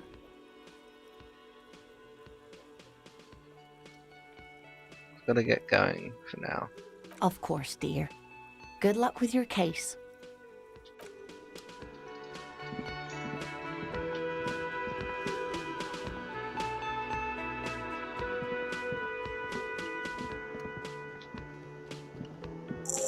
real mature man. What exactly were you trying to accomplish? You do understand you still owe me money, right? Damn, your feet thought we got away. That doesn't seem fair.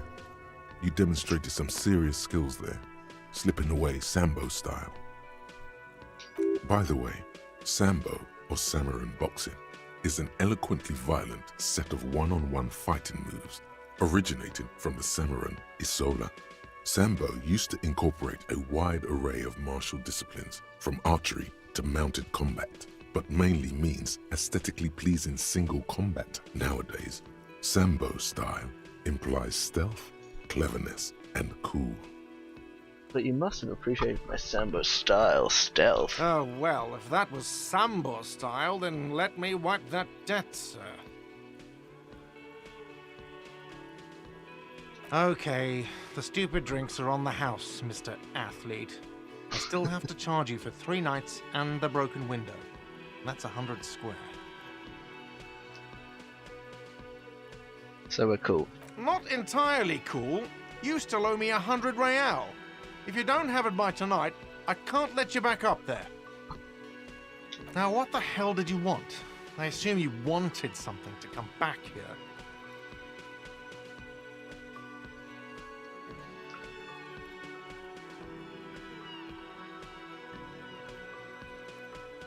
Is the trash container out back yours? Mine? No, it belongs to the Whirling in Rags. Thank you for clearing that up. Why do you keep the container locked? Why? To keep the hobos and drunks out. That's why. And the neighbors too. They put their trash there and they don't pay for the garbage company. I thought as much.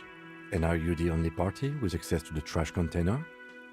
Well, yes. Us and the garbage disposal company. It seems a little callous, doesn't it? Something stirs in you. I wonder what that feeling is. Prod at him and find out. Doesn't seem callous to you, guarding even your leftovers from the pool? No, I'm just gonna say we need those keys. What do you need them for? It concerns the case. Please cooperate. Just bring them back once you're done, please. I've seen something here at the Whirling. God. A thing I need to talk about. What thing?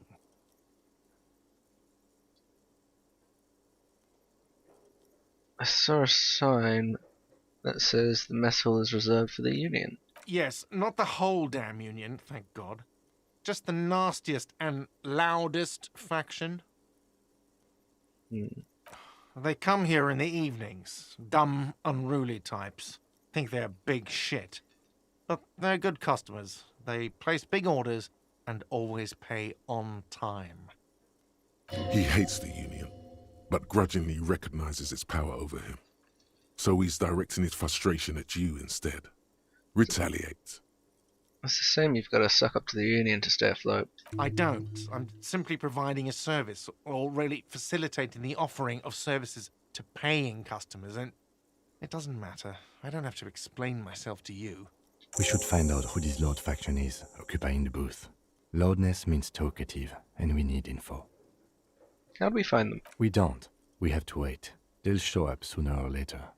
Men get hungry, even striking men. If not today, then they'll be here tomorrow. Now, I saw a sign in the kitchen said I couldn't go in there. Why can't I go in the kitchen? What are you, a cook now? That's none of your business. Maybe I am a cook. You're not. You're a menace. Fine, okay. The kitchen is closed until 1 p.m. because the real cook is working. You can snoop around after that, if you must. What? Okay. By the way, you should come back to this thing-based questionnaire if you see anything interesting in the Whirling later.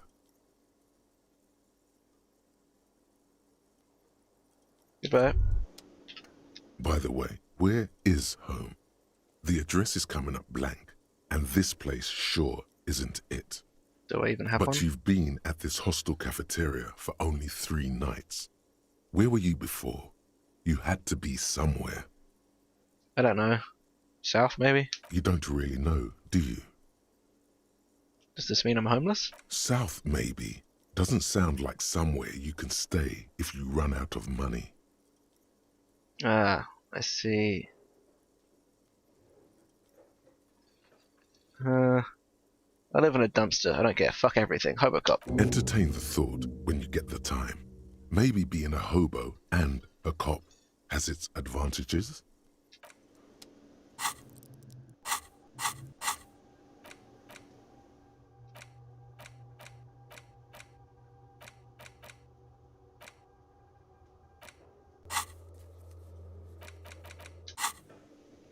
I said I unlocked the thought, but I don't seem to have the thought. Or can I only do one at a time? I'm about to get that one in 5 more minutes, roughly. Oh wait, no, I see it. There.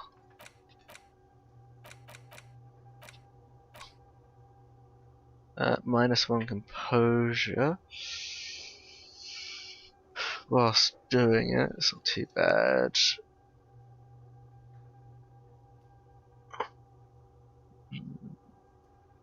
Four hours.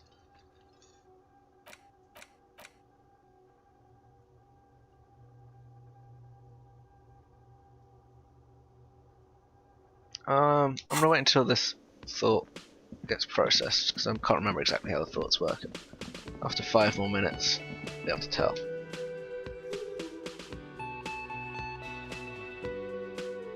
We'll spend that time examining the trash.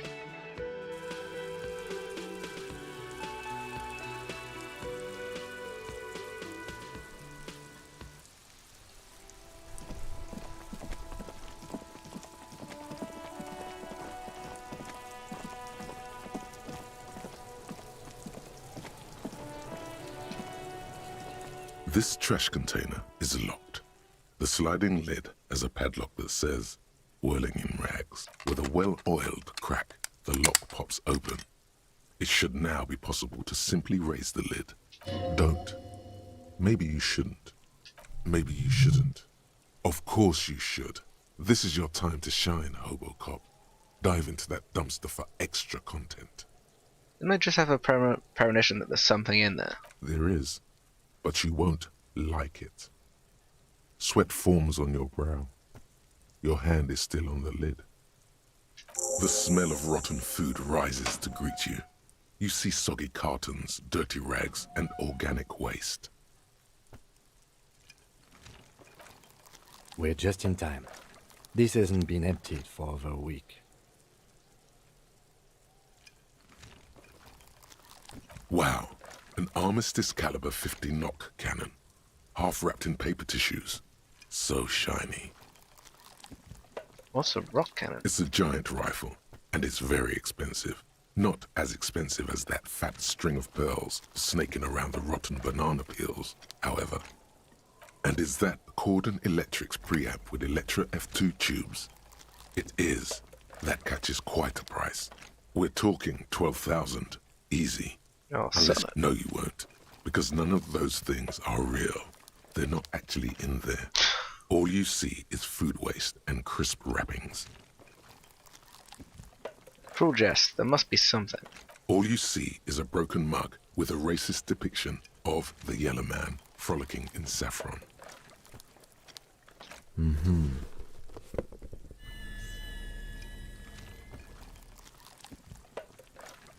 Got the boxes of carton. You see milk and egg rest with one broken egg in it.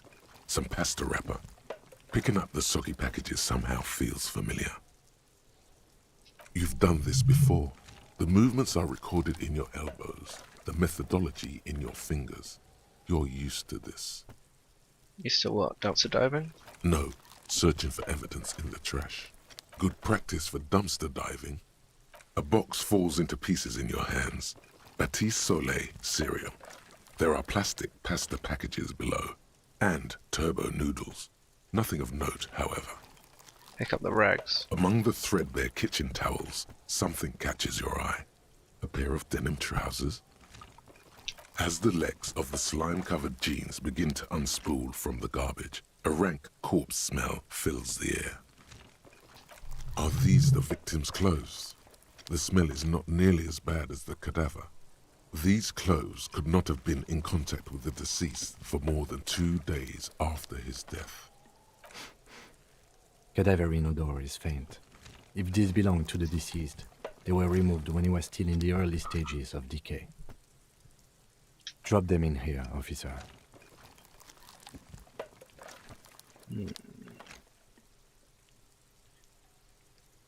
Well, the early stages, you mean these were taken from him no more than 2 days after his death? Yes. I think the clothes were taken off to get to that armor he wore, then discarded. They must have stripped him of it fast too, the scavengers, in a matter of days. Guitar-marked blue jeans. Pockets empty, or emptied. He wore them with a belt, too, a white belt. The loops appear stretched, but the belt is missing. That's it. Do you see anything else in there? I have another bag here. Something slimy catches your eye. A drab, long-sleeved shirt, olive-colored, appears from the food waste, dripping with pus. This is a military-type overgarment. No label or serial number. This is the kind of rib-knit shirt that's worn over light armor to conceal it in an urban scenario. Anything more? The rest of the rags are just kitchen variety waste. Just garbage. That's all, I think. All right. We should go to Gart again and ask if he knows who put the clothes in the trash. It could be as simple as someone from the hostel cleaning the yard. Or that one. I'd advise against confronting that force. I mean, we can ask the kids who put them in there. The fuck's he on about, kids? You hear that, Kuno? He thinks you're an infant or something. See? Okay. The lieutenant nods, then looks back into the trash container. What's such food waste? It's just organic waste, cold and slimy on your hands. Apple and potato peels, mostly. Unidentified sludge, and the occasional chicken bone thrown in for good measure. But hey, nothing. It's nothing. Nothing more to see here. What's this? A blue piece of plastic sticks out from the apple peels. It's shiny. Looks like the corner of something. Pick it up. They look badly damaged, but you can still make out forms and notes, written in a man's handwriting. Not just any man's. This dense cursive, it's yours. Officer, is that your paperwork? The handwriting. It's mine. There's a lot of it too. And you've got an autopsy form in there, in the back. That light pink copy paper. If you don't mind my asking, how could you have let your paperwork end up in the trash?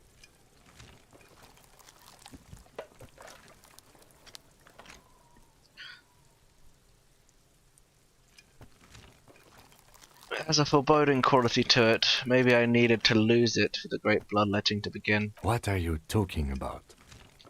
I don't know. I don't know either. You should take stock of your notes. Make sure it's all there. Official notes contain informants' names. If some have fallen into the hands of the RCM's adversaries, bloodletting may well ensue. It will also not hurt to start taking notes on the case. Anyway, where were we? The container sounds a muffled gong. That's one thing off the list. I think we got it all. Magnesium-based life form. We tell them, hell no. You're about to become a magnesium-based life form. The age of the primitive carbon man is done. No longer must mankind rely on slow-working background radiation to take us further into our genetic destiny. This is the era of guided evolution, and magnesium is the key. You are the first of your species, the next step in human evolution. An advanced magnesium proto-man who mags it up, drinks it down, and sniffs it sideways.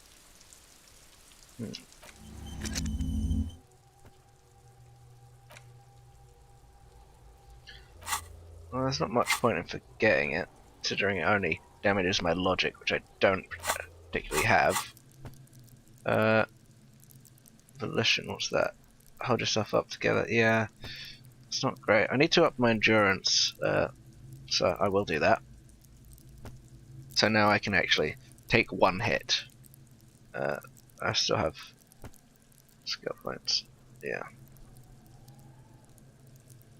Do I? No, that's it.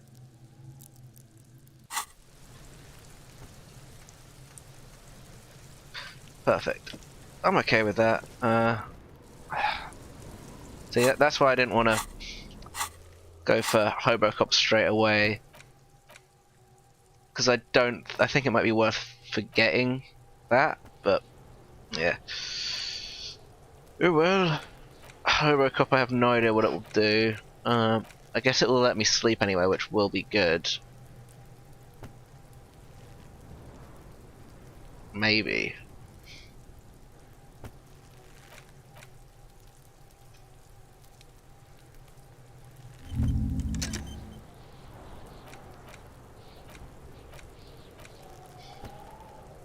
But I can't. It seems like most kind of permanent. I'm gonna stop it for now. I'll think about it. Because I'd rather not have the magnesium, to be honest with you.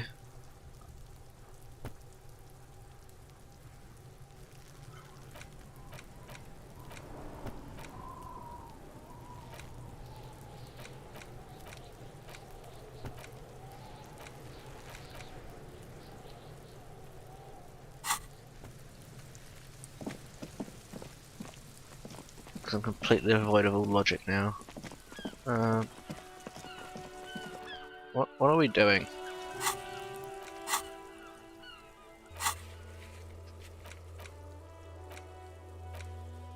Wait, let's fill up. I hope they're closing the trash. Yeah. Oh yeah, what's the first one?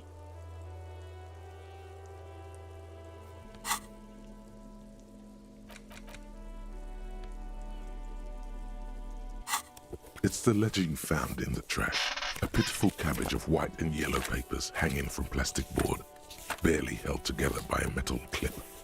This sad display is made complete by the faint smell of urinal cleaner. Anything else? There's a piece of toilet paper, or is it cleaning tissue? No, it's toilet paper, desperately sticking to the back of the blue plastic clipboard. It's a metaphor for you. Below the pathetics, terror. Do not look into its blue heart. Inspect toilet paper. It's just toilet paper sticking to the back of the plastic clipboard. You can take it off if you want. Still wet, the toilet paper peels off the plastic easily. All you have to do is shake it off with your finger and voila! The ledger now looks marginally better. An aluminium block runs the width of the board, biting down on the paperwork.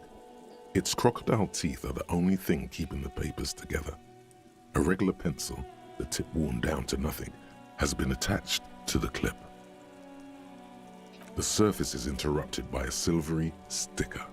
It's rectangular, sparkling with iridescence. You don't know how you didn't notice it before. Looks like an official mark, made to be low visibility outside the right circumstances. Hey Lieutenant, what is this? What? That thing. It's a halogen watermark. We use it for adding information to RCM property. Interesting. What kind of information? It depends. Aside from an anti-counterfeiting stamp, mine has my station number and address.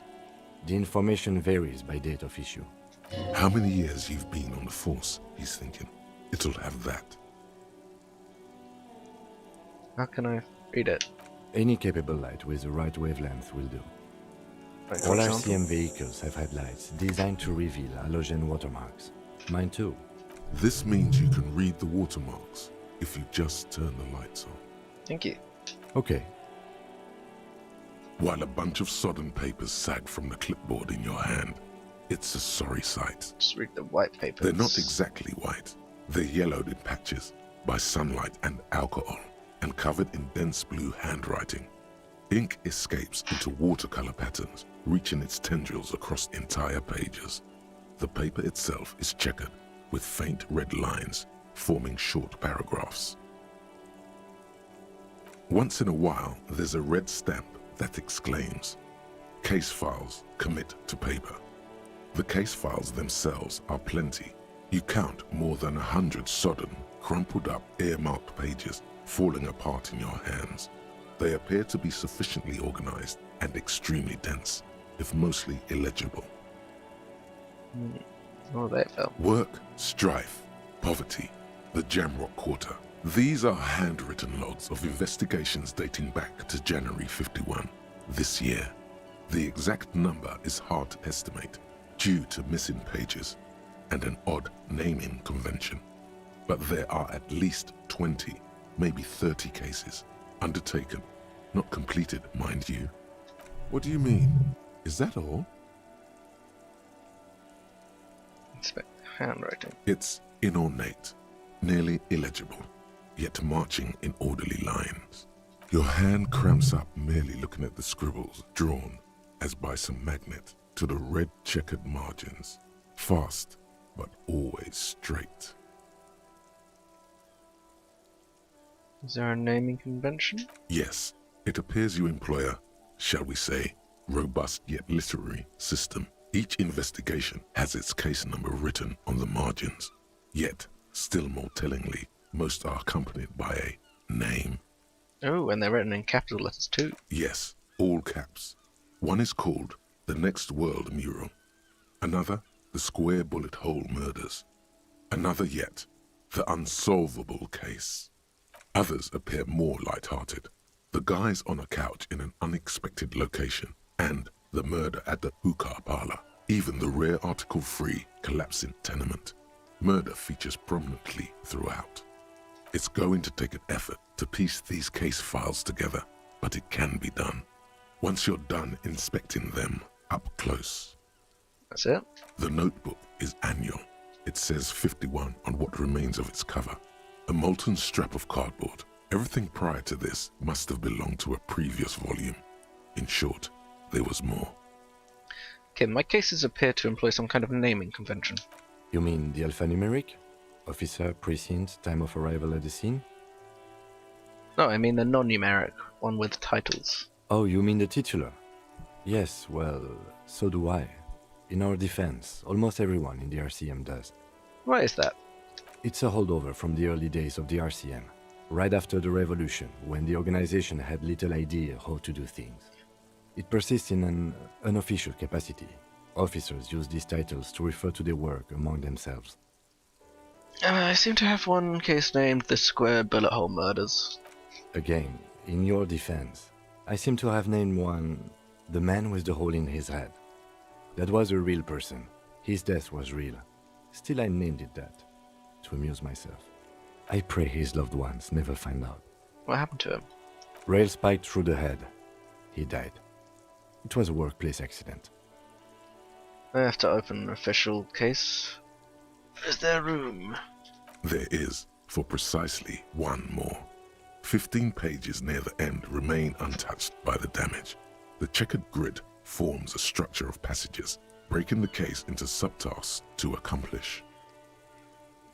Commit to paper. The ledger only comes with an old, worn-down lead pencil. It will do, barely. But no matter, I'll use the pencil. Onto the paper with a brash free hand, uncannily similar to the rest of the letters. The wording comes easily. It's almost robotically simple, a language developed for mental rigor and simplicity. Inspect the victim's body. Interview the cafeteria manager. A satisfying slash sounds across the paper. You're done, it seems to say. And you, and you. You're a swashbuckler with that pen, Harry, and it feels good. Feels like completion. Things to be done and things already done. The composition of reality. This is an extremely useful tool for a detective of the citizens' militia. Now all that remains is to name the case. So, have you by any chance named our case? No, actually. Any ideas?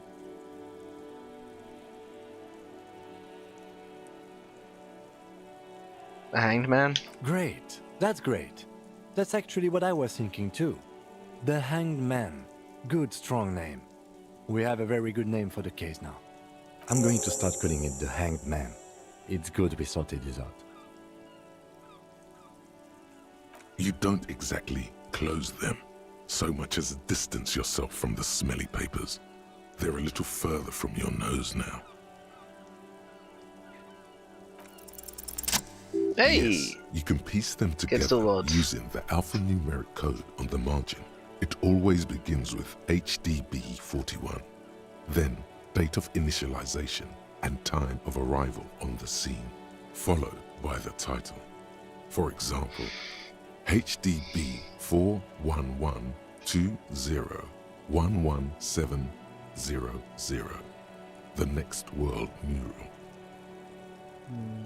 What did HB for one? Weren't those? What's the precinct? Wait, yeah. Why, yes, your precinct number is 41. And the HDB? Every last alphanumeric in the files begins with it. And these are your case files. It's safe to say HDB are your initials. I think what you meant to say was RAC, Raphael Ambrosius Cousteau. No, the alphanumeric begins with HDB.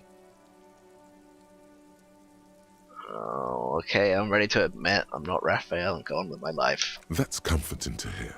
Now, detective, it takes half an hour to piece one of these together, if you still want to. Here are your options.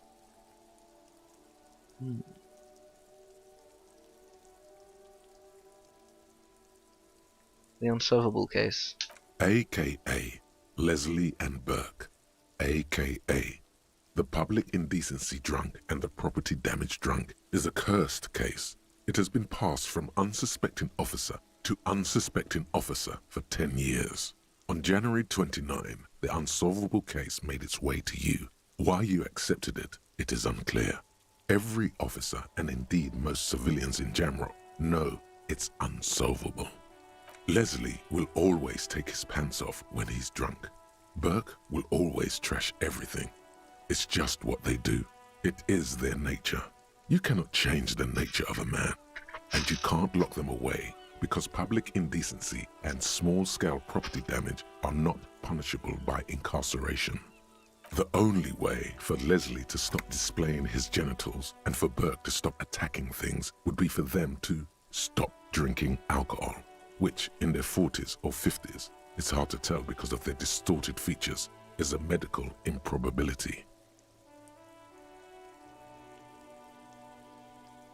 Threatening, fines, dragging them to the station, locking them up in the hellholes they live in, locking them up in the station, hypnotherapy, even trying to get the local gang of Zemyaki to take them out. The Zemyaki gave them ethanol, so Burke and Leslie would expose and rampage even harder. You tried it all, and still the complaints wouldn't stop, as they hadn't stopped for 10 years. It's plain to see from the files that you, Satellite Officer JV, and Special Consultant TH had more important cases to attend to. You uncover cross-reference to several ongoing investigations, each brought to a standstill every time you drive down Main Street. Because there they are, on the corner of perdition. And what is Leslie doing? Public indecency. Good, you're learning. If the files are to be trusted, that's all there is to it. That and Burke breaking things, and the fact that they're both drunk. But then again, so are you. The case becomes considerably less comic one day when Burke takes a swing at your ledger. He must have it confused with the property he likes to damage. But the joke's on him. You're drunk out of your mind on potent Pilsner. You slam the hardened plastic board in his face. Then you proceed to beat him unconscious with it. In the process, the ledger sustains damage. The compartment within, reserved for permeable documents, is jammed shut. You stop your assault on the now unconscious Burke to open it. But he came at us, and at us. I think he was trying to kill Burko. While trying to kill Burko, you slowly come around. The permeables compartment is open. You've smashed it open on poor Burko's kneecaps. The good news is, Burke can't walk anymore. Can't get out of his apartment, an invalid. With Burke to tend to, Leslie cuts back on the indecent exposure. Maybe he flashes his genitals to Burke. Who knows? But both drunks are off the street. The complaints stop. The unsolvable case is solved. Which is also why the officer responsible narrowly escapes a disciplinary hearing. The end. Do you want to read another one? I can revisit this later. Not much has changed in the meanwhile. A bunch of sodden papers still sags from the clipboard. Browse the yellow papers. In the back, you see thin, translucent copy paper. Some neon yellow, some bright red, all covered in boxes, like marching armies. These look like official forms, waiting to be filled out. What types of forms are there? 3. The topmost are misconduct fines. The middle ones are station calls. And the bottommost are field autopsy forms. Each is easy enough to make sense of. Misconduct A fine. monetary penalization ranging from 20 to 250 real. Severe cases allow for 1,000 real, but that requires special paperwork. The details of issuing these fines are spread out over the rest of the fields. Station call? These are quite sinister in turn. They give a date and time for the person to appear at the specified precinct police station. Below the call are the criminal charges you risk by not appearing. All in a print so small it could be considered downright cute. And field autopsy. A dozen pages of thin copy paper, bright red in color. You see the parameters of a deceased human form waiting to be filled in. Age, sex, condition of internal organs. Enough of these. Yes, all that remains now is to fill those forms and hand them to people. Fines for wrongdoers, interview requests for bad guys, and field autopsies to dead guys. What delicious power hid within this pathetic mess. You feel better. The rest of the stinking cellulose is much worse for wear. Being sandwiched between the board and the rest of the paperwork must have spared the fragile copier paper. It's made of dark blue plastic, hard enough to beat someone to submission with. Yeah, the edges are that. rounded, however. The U4 size board feels thick and heavy in your hand. Light shimmers on its wet surface. On the back, you see the embossed letters, RCM. Something rattles inside, ever so lightly. Is there a hidden compartment? And something small inside, light, made of paper or cardboard, or dried flowers perhaps? The plastic shimmers like lapis lazuli, but it is not see-through. You cannot see to its center. How would I open it? With your hands, U4-sized pages hang from the clip screwed to the top of the board. The two sides of the board appear slightly misaligned, like a drawer that's come off its slides. If you bend the plastic on your knee slowly, the slides snap back into place. It should be possible to just, slide it around. Without resistance or sound, the two panels move against each other. The compartment is now open. 2 ticket stubs and a handmade postcard.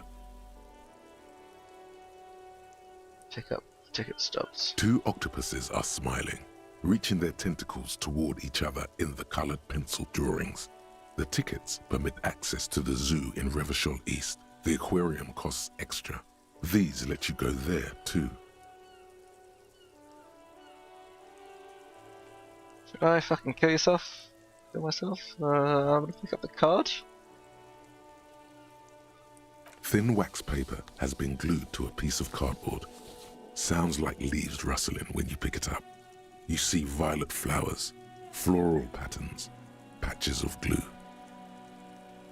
I'll smell it. It smells of chewing gum, apricot flavored. A touch of cinnamon, the end of summer. You think the label says tutti frutti. Familiar handwriting lines the inside of the card. Looped, round letters in a woman's hand. Harry, it begins. You're already reading. I wanted to write you a letter so you can read it when you wake up. Maybe it will make you happy. Throw it away, please. Your hand shakes holding the card.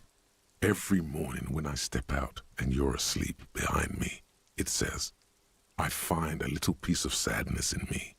I carry it in my chest, down Voyager Road. Every step I take, it grows. By the time I reach the fuel station, it has filled me entirely. I step onto the light rail and look back. Sparks fall from the bow collector. I know it will be like this until late afternoon, when I get off the 42 and walk back to you. You. Every step I take will get lighter. It almost makes me run. Sometimes I do. I can't believe I met you. I can't believe the happiness I feel with you. You have a vast, vast soul, and I will always, always, always come back to it. Kisses, kisses, kisses. You feel the air sucked out of your lungs and the blood sucked out of your head. Everything around you gets dark. Small white dots appear. You feel the ledger slip from your hand.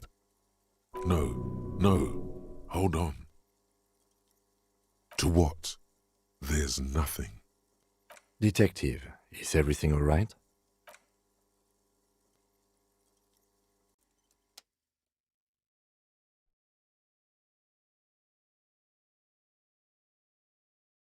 What's happened?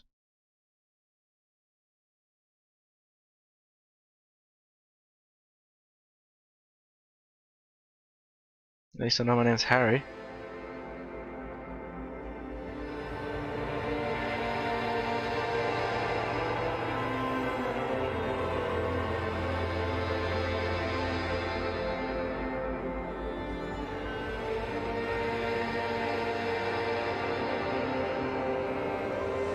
There is nothing. Again. Nothing? Nothing sad, brother. No treachery, just blackout. Well, almost nothing. There is the ground below you, that's still there. And the small light that's on, fluttering, somewhere in the basal ganglia. Who's that? That's me. Blue eyes, that's me. And who was that? Who was what? He speaks of the sickening longing, the unwell emotion. Even in the darkness, he's grasping for it. Still trying to hold on to the great sorrows slipping in the water. Slimy. No, I was cool. I am cool. The cool when you're dead, brother. Here in the paleo-mammalian cortex, we call it the shadow. Because it's always there. Tell him. Ah, yes. In the olfactory system, they call it the apricot chewing gum scented one. It's unhealthy of them to linger on it so. But as they say, what do you do? Smelled like betrayal. Yeah, man. Fuck everything. Total blackout forever. Where's Voyager Road? There is no Voyager Road. There are no roads, no houses, no lights in the windows. It's all on pause. Was that an X something? The bloated corpse of the past resurfacing. Yes, that. Don't prod at it. It will start moving again. You think they would let you? Until you disintegrate into biomolecules? No. Someone is breathing on your face now, inspecting your pupils, stupid idiot.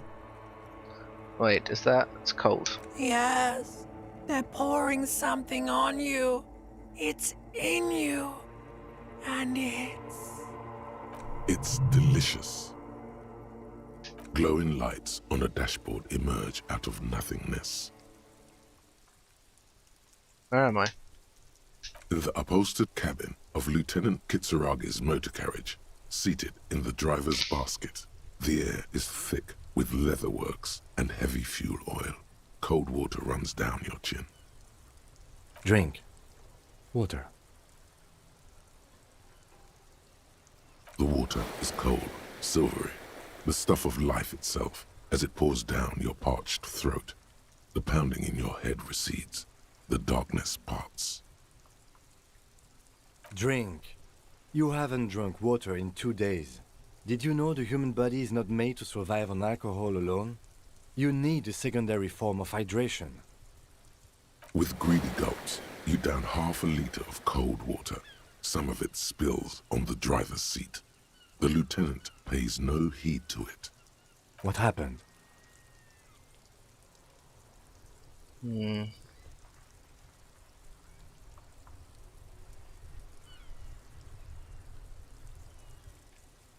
I should ask you the same. You were reading your paperwork. Then you passed out. I carried you to my kinema to take you to a hospital. Then you came to. How long was I out? 10 minutes, maybe. I came into contact with the burnt-out ruins of the past lieutenant. That does sometimes happen.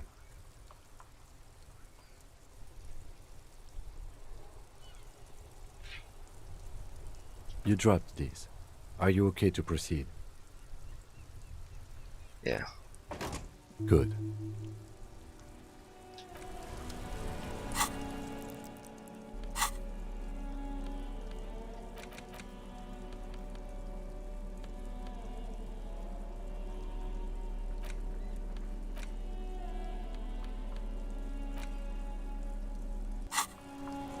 That was interesting.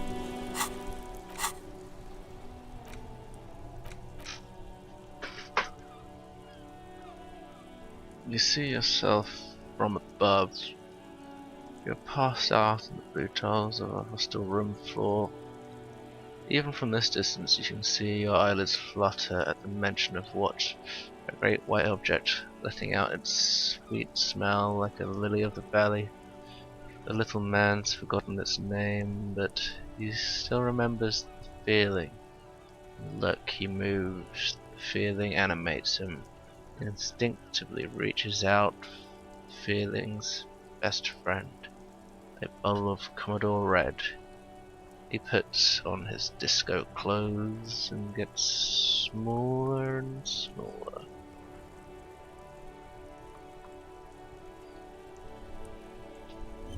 I think I might internalize this one. I have no fucking idea why. Hobocop might be useful as well.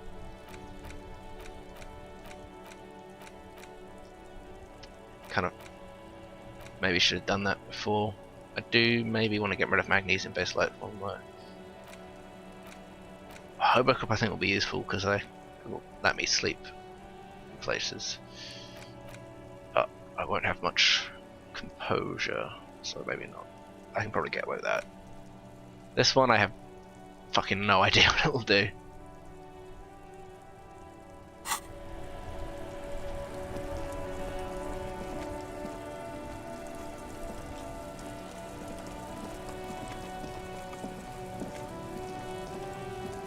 Inside, you see a set of steering levers, a radio microphone, a pull-out toolbox, and the soft glow of the fuse. The white suede feels luxurious under the touch, and the metal clutch handle so very familiar in your palm.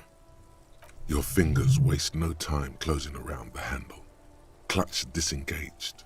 Release the handle. Clutch drops.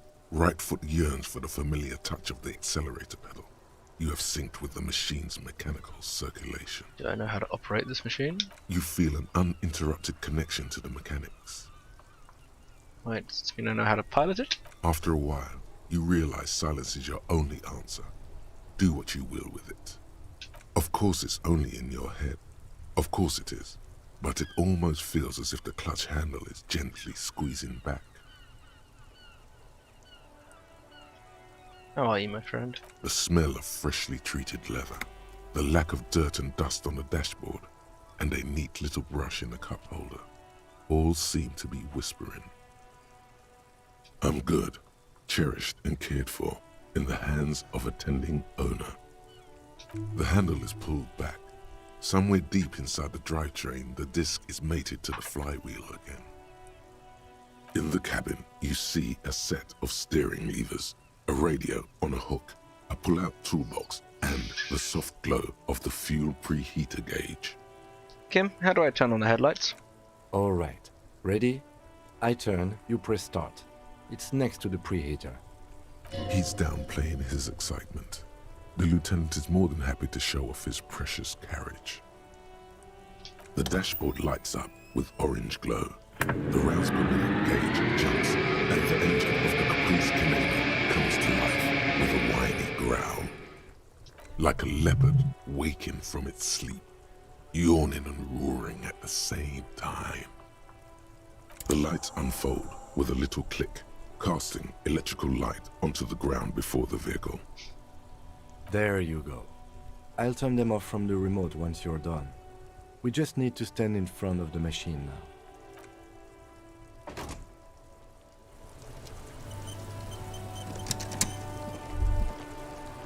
As you hold your ledger's clip under the headlamp, an iridescent hologram appears. A street grid and the veins of a great river. A familiar sensation washes over you. There she is. Revachol West. Around the borders of the watermark are dozens, no, hundreds of micro-perforations. Now look at... There are many of them, and they are divided into 3 separate rows. The first row has 18 dots. The next is the longest. It runs all the way around the border, and then some. There are so many, it's hard to count. More than 150, at least. Maybe even 200. The last row has 3 perforations.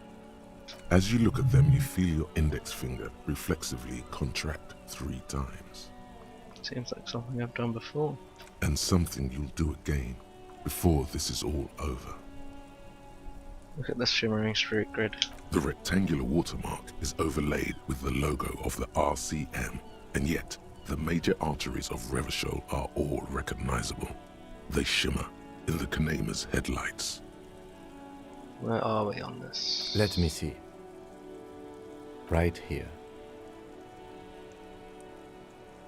I'm sure I've seen worse. Oh yes.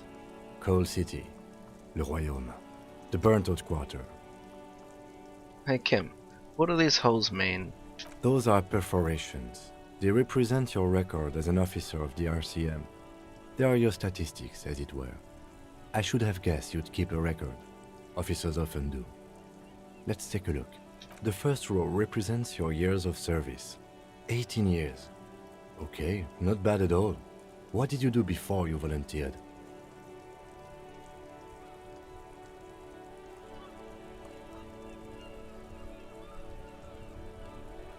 I feel like I just went around apologizing all the time. Maybe you were a diplomat, or in PR. Doesn't matter, I suppose. Let's move on, shall we? This next row, the one that wraps all the way around, is your number of closed cases. Closed is good. It means finished. You've got, let's see... Wow, more than 200. Is that a lot? It's quite a lot, even for someone who's been on the force for nearly 2 decades. Usually, clearing more than 10 cases a year puts you in the 90th percentile of all RCM officers. I used to be good. That's some solace, I guess. What's the last number? You know the answer already.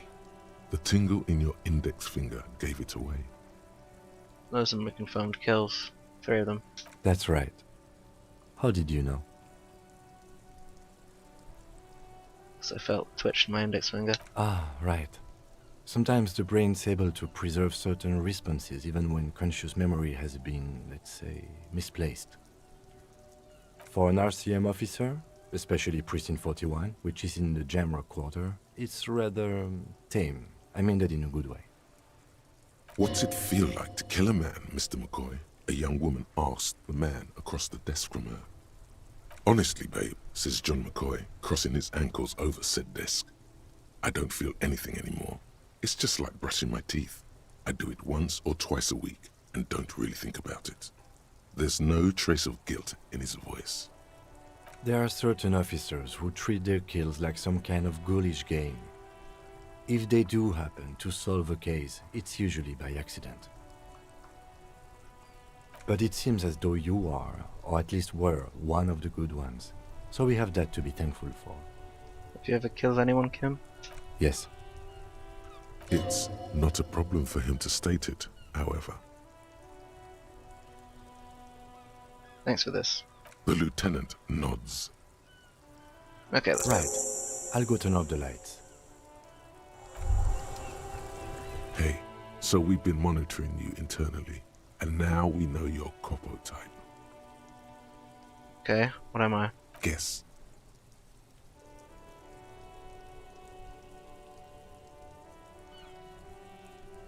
Cool cop? No, you're the sorry cop. The cop who's sorriest. Let's make it official then, shall we? Huge lack of enthusiasm going on in here. Won't the other Copo types be jealous? What? Jealous of the sorry cop? I think they'll be fine. Don't worry. They'll be super fine. It'll be totally okay. You can dual Copo type from sorry to anything. Okay, but what are these other Copo types? Oh, you know. Apocalypse, Superstellar, the Advanced Interesting Cop, Liquid Shadow Cop. But you're too sorry to say those things. So, here we go? I'm sorry. Of course you are. It's okay. See if you can get something out of this, like info. Or maybe every time you say you're sorry, you get $1 million.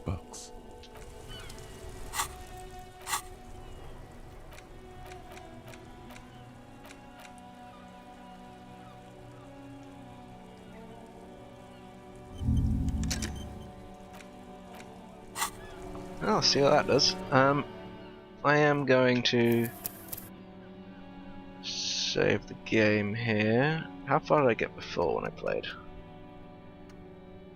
Quite not that far. It's a while ago. Basically a year ago. Yeah.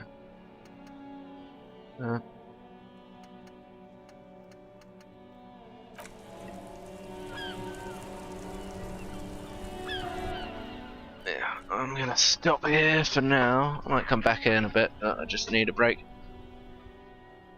And have some lunch and stuff.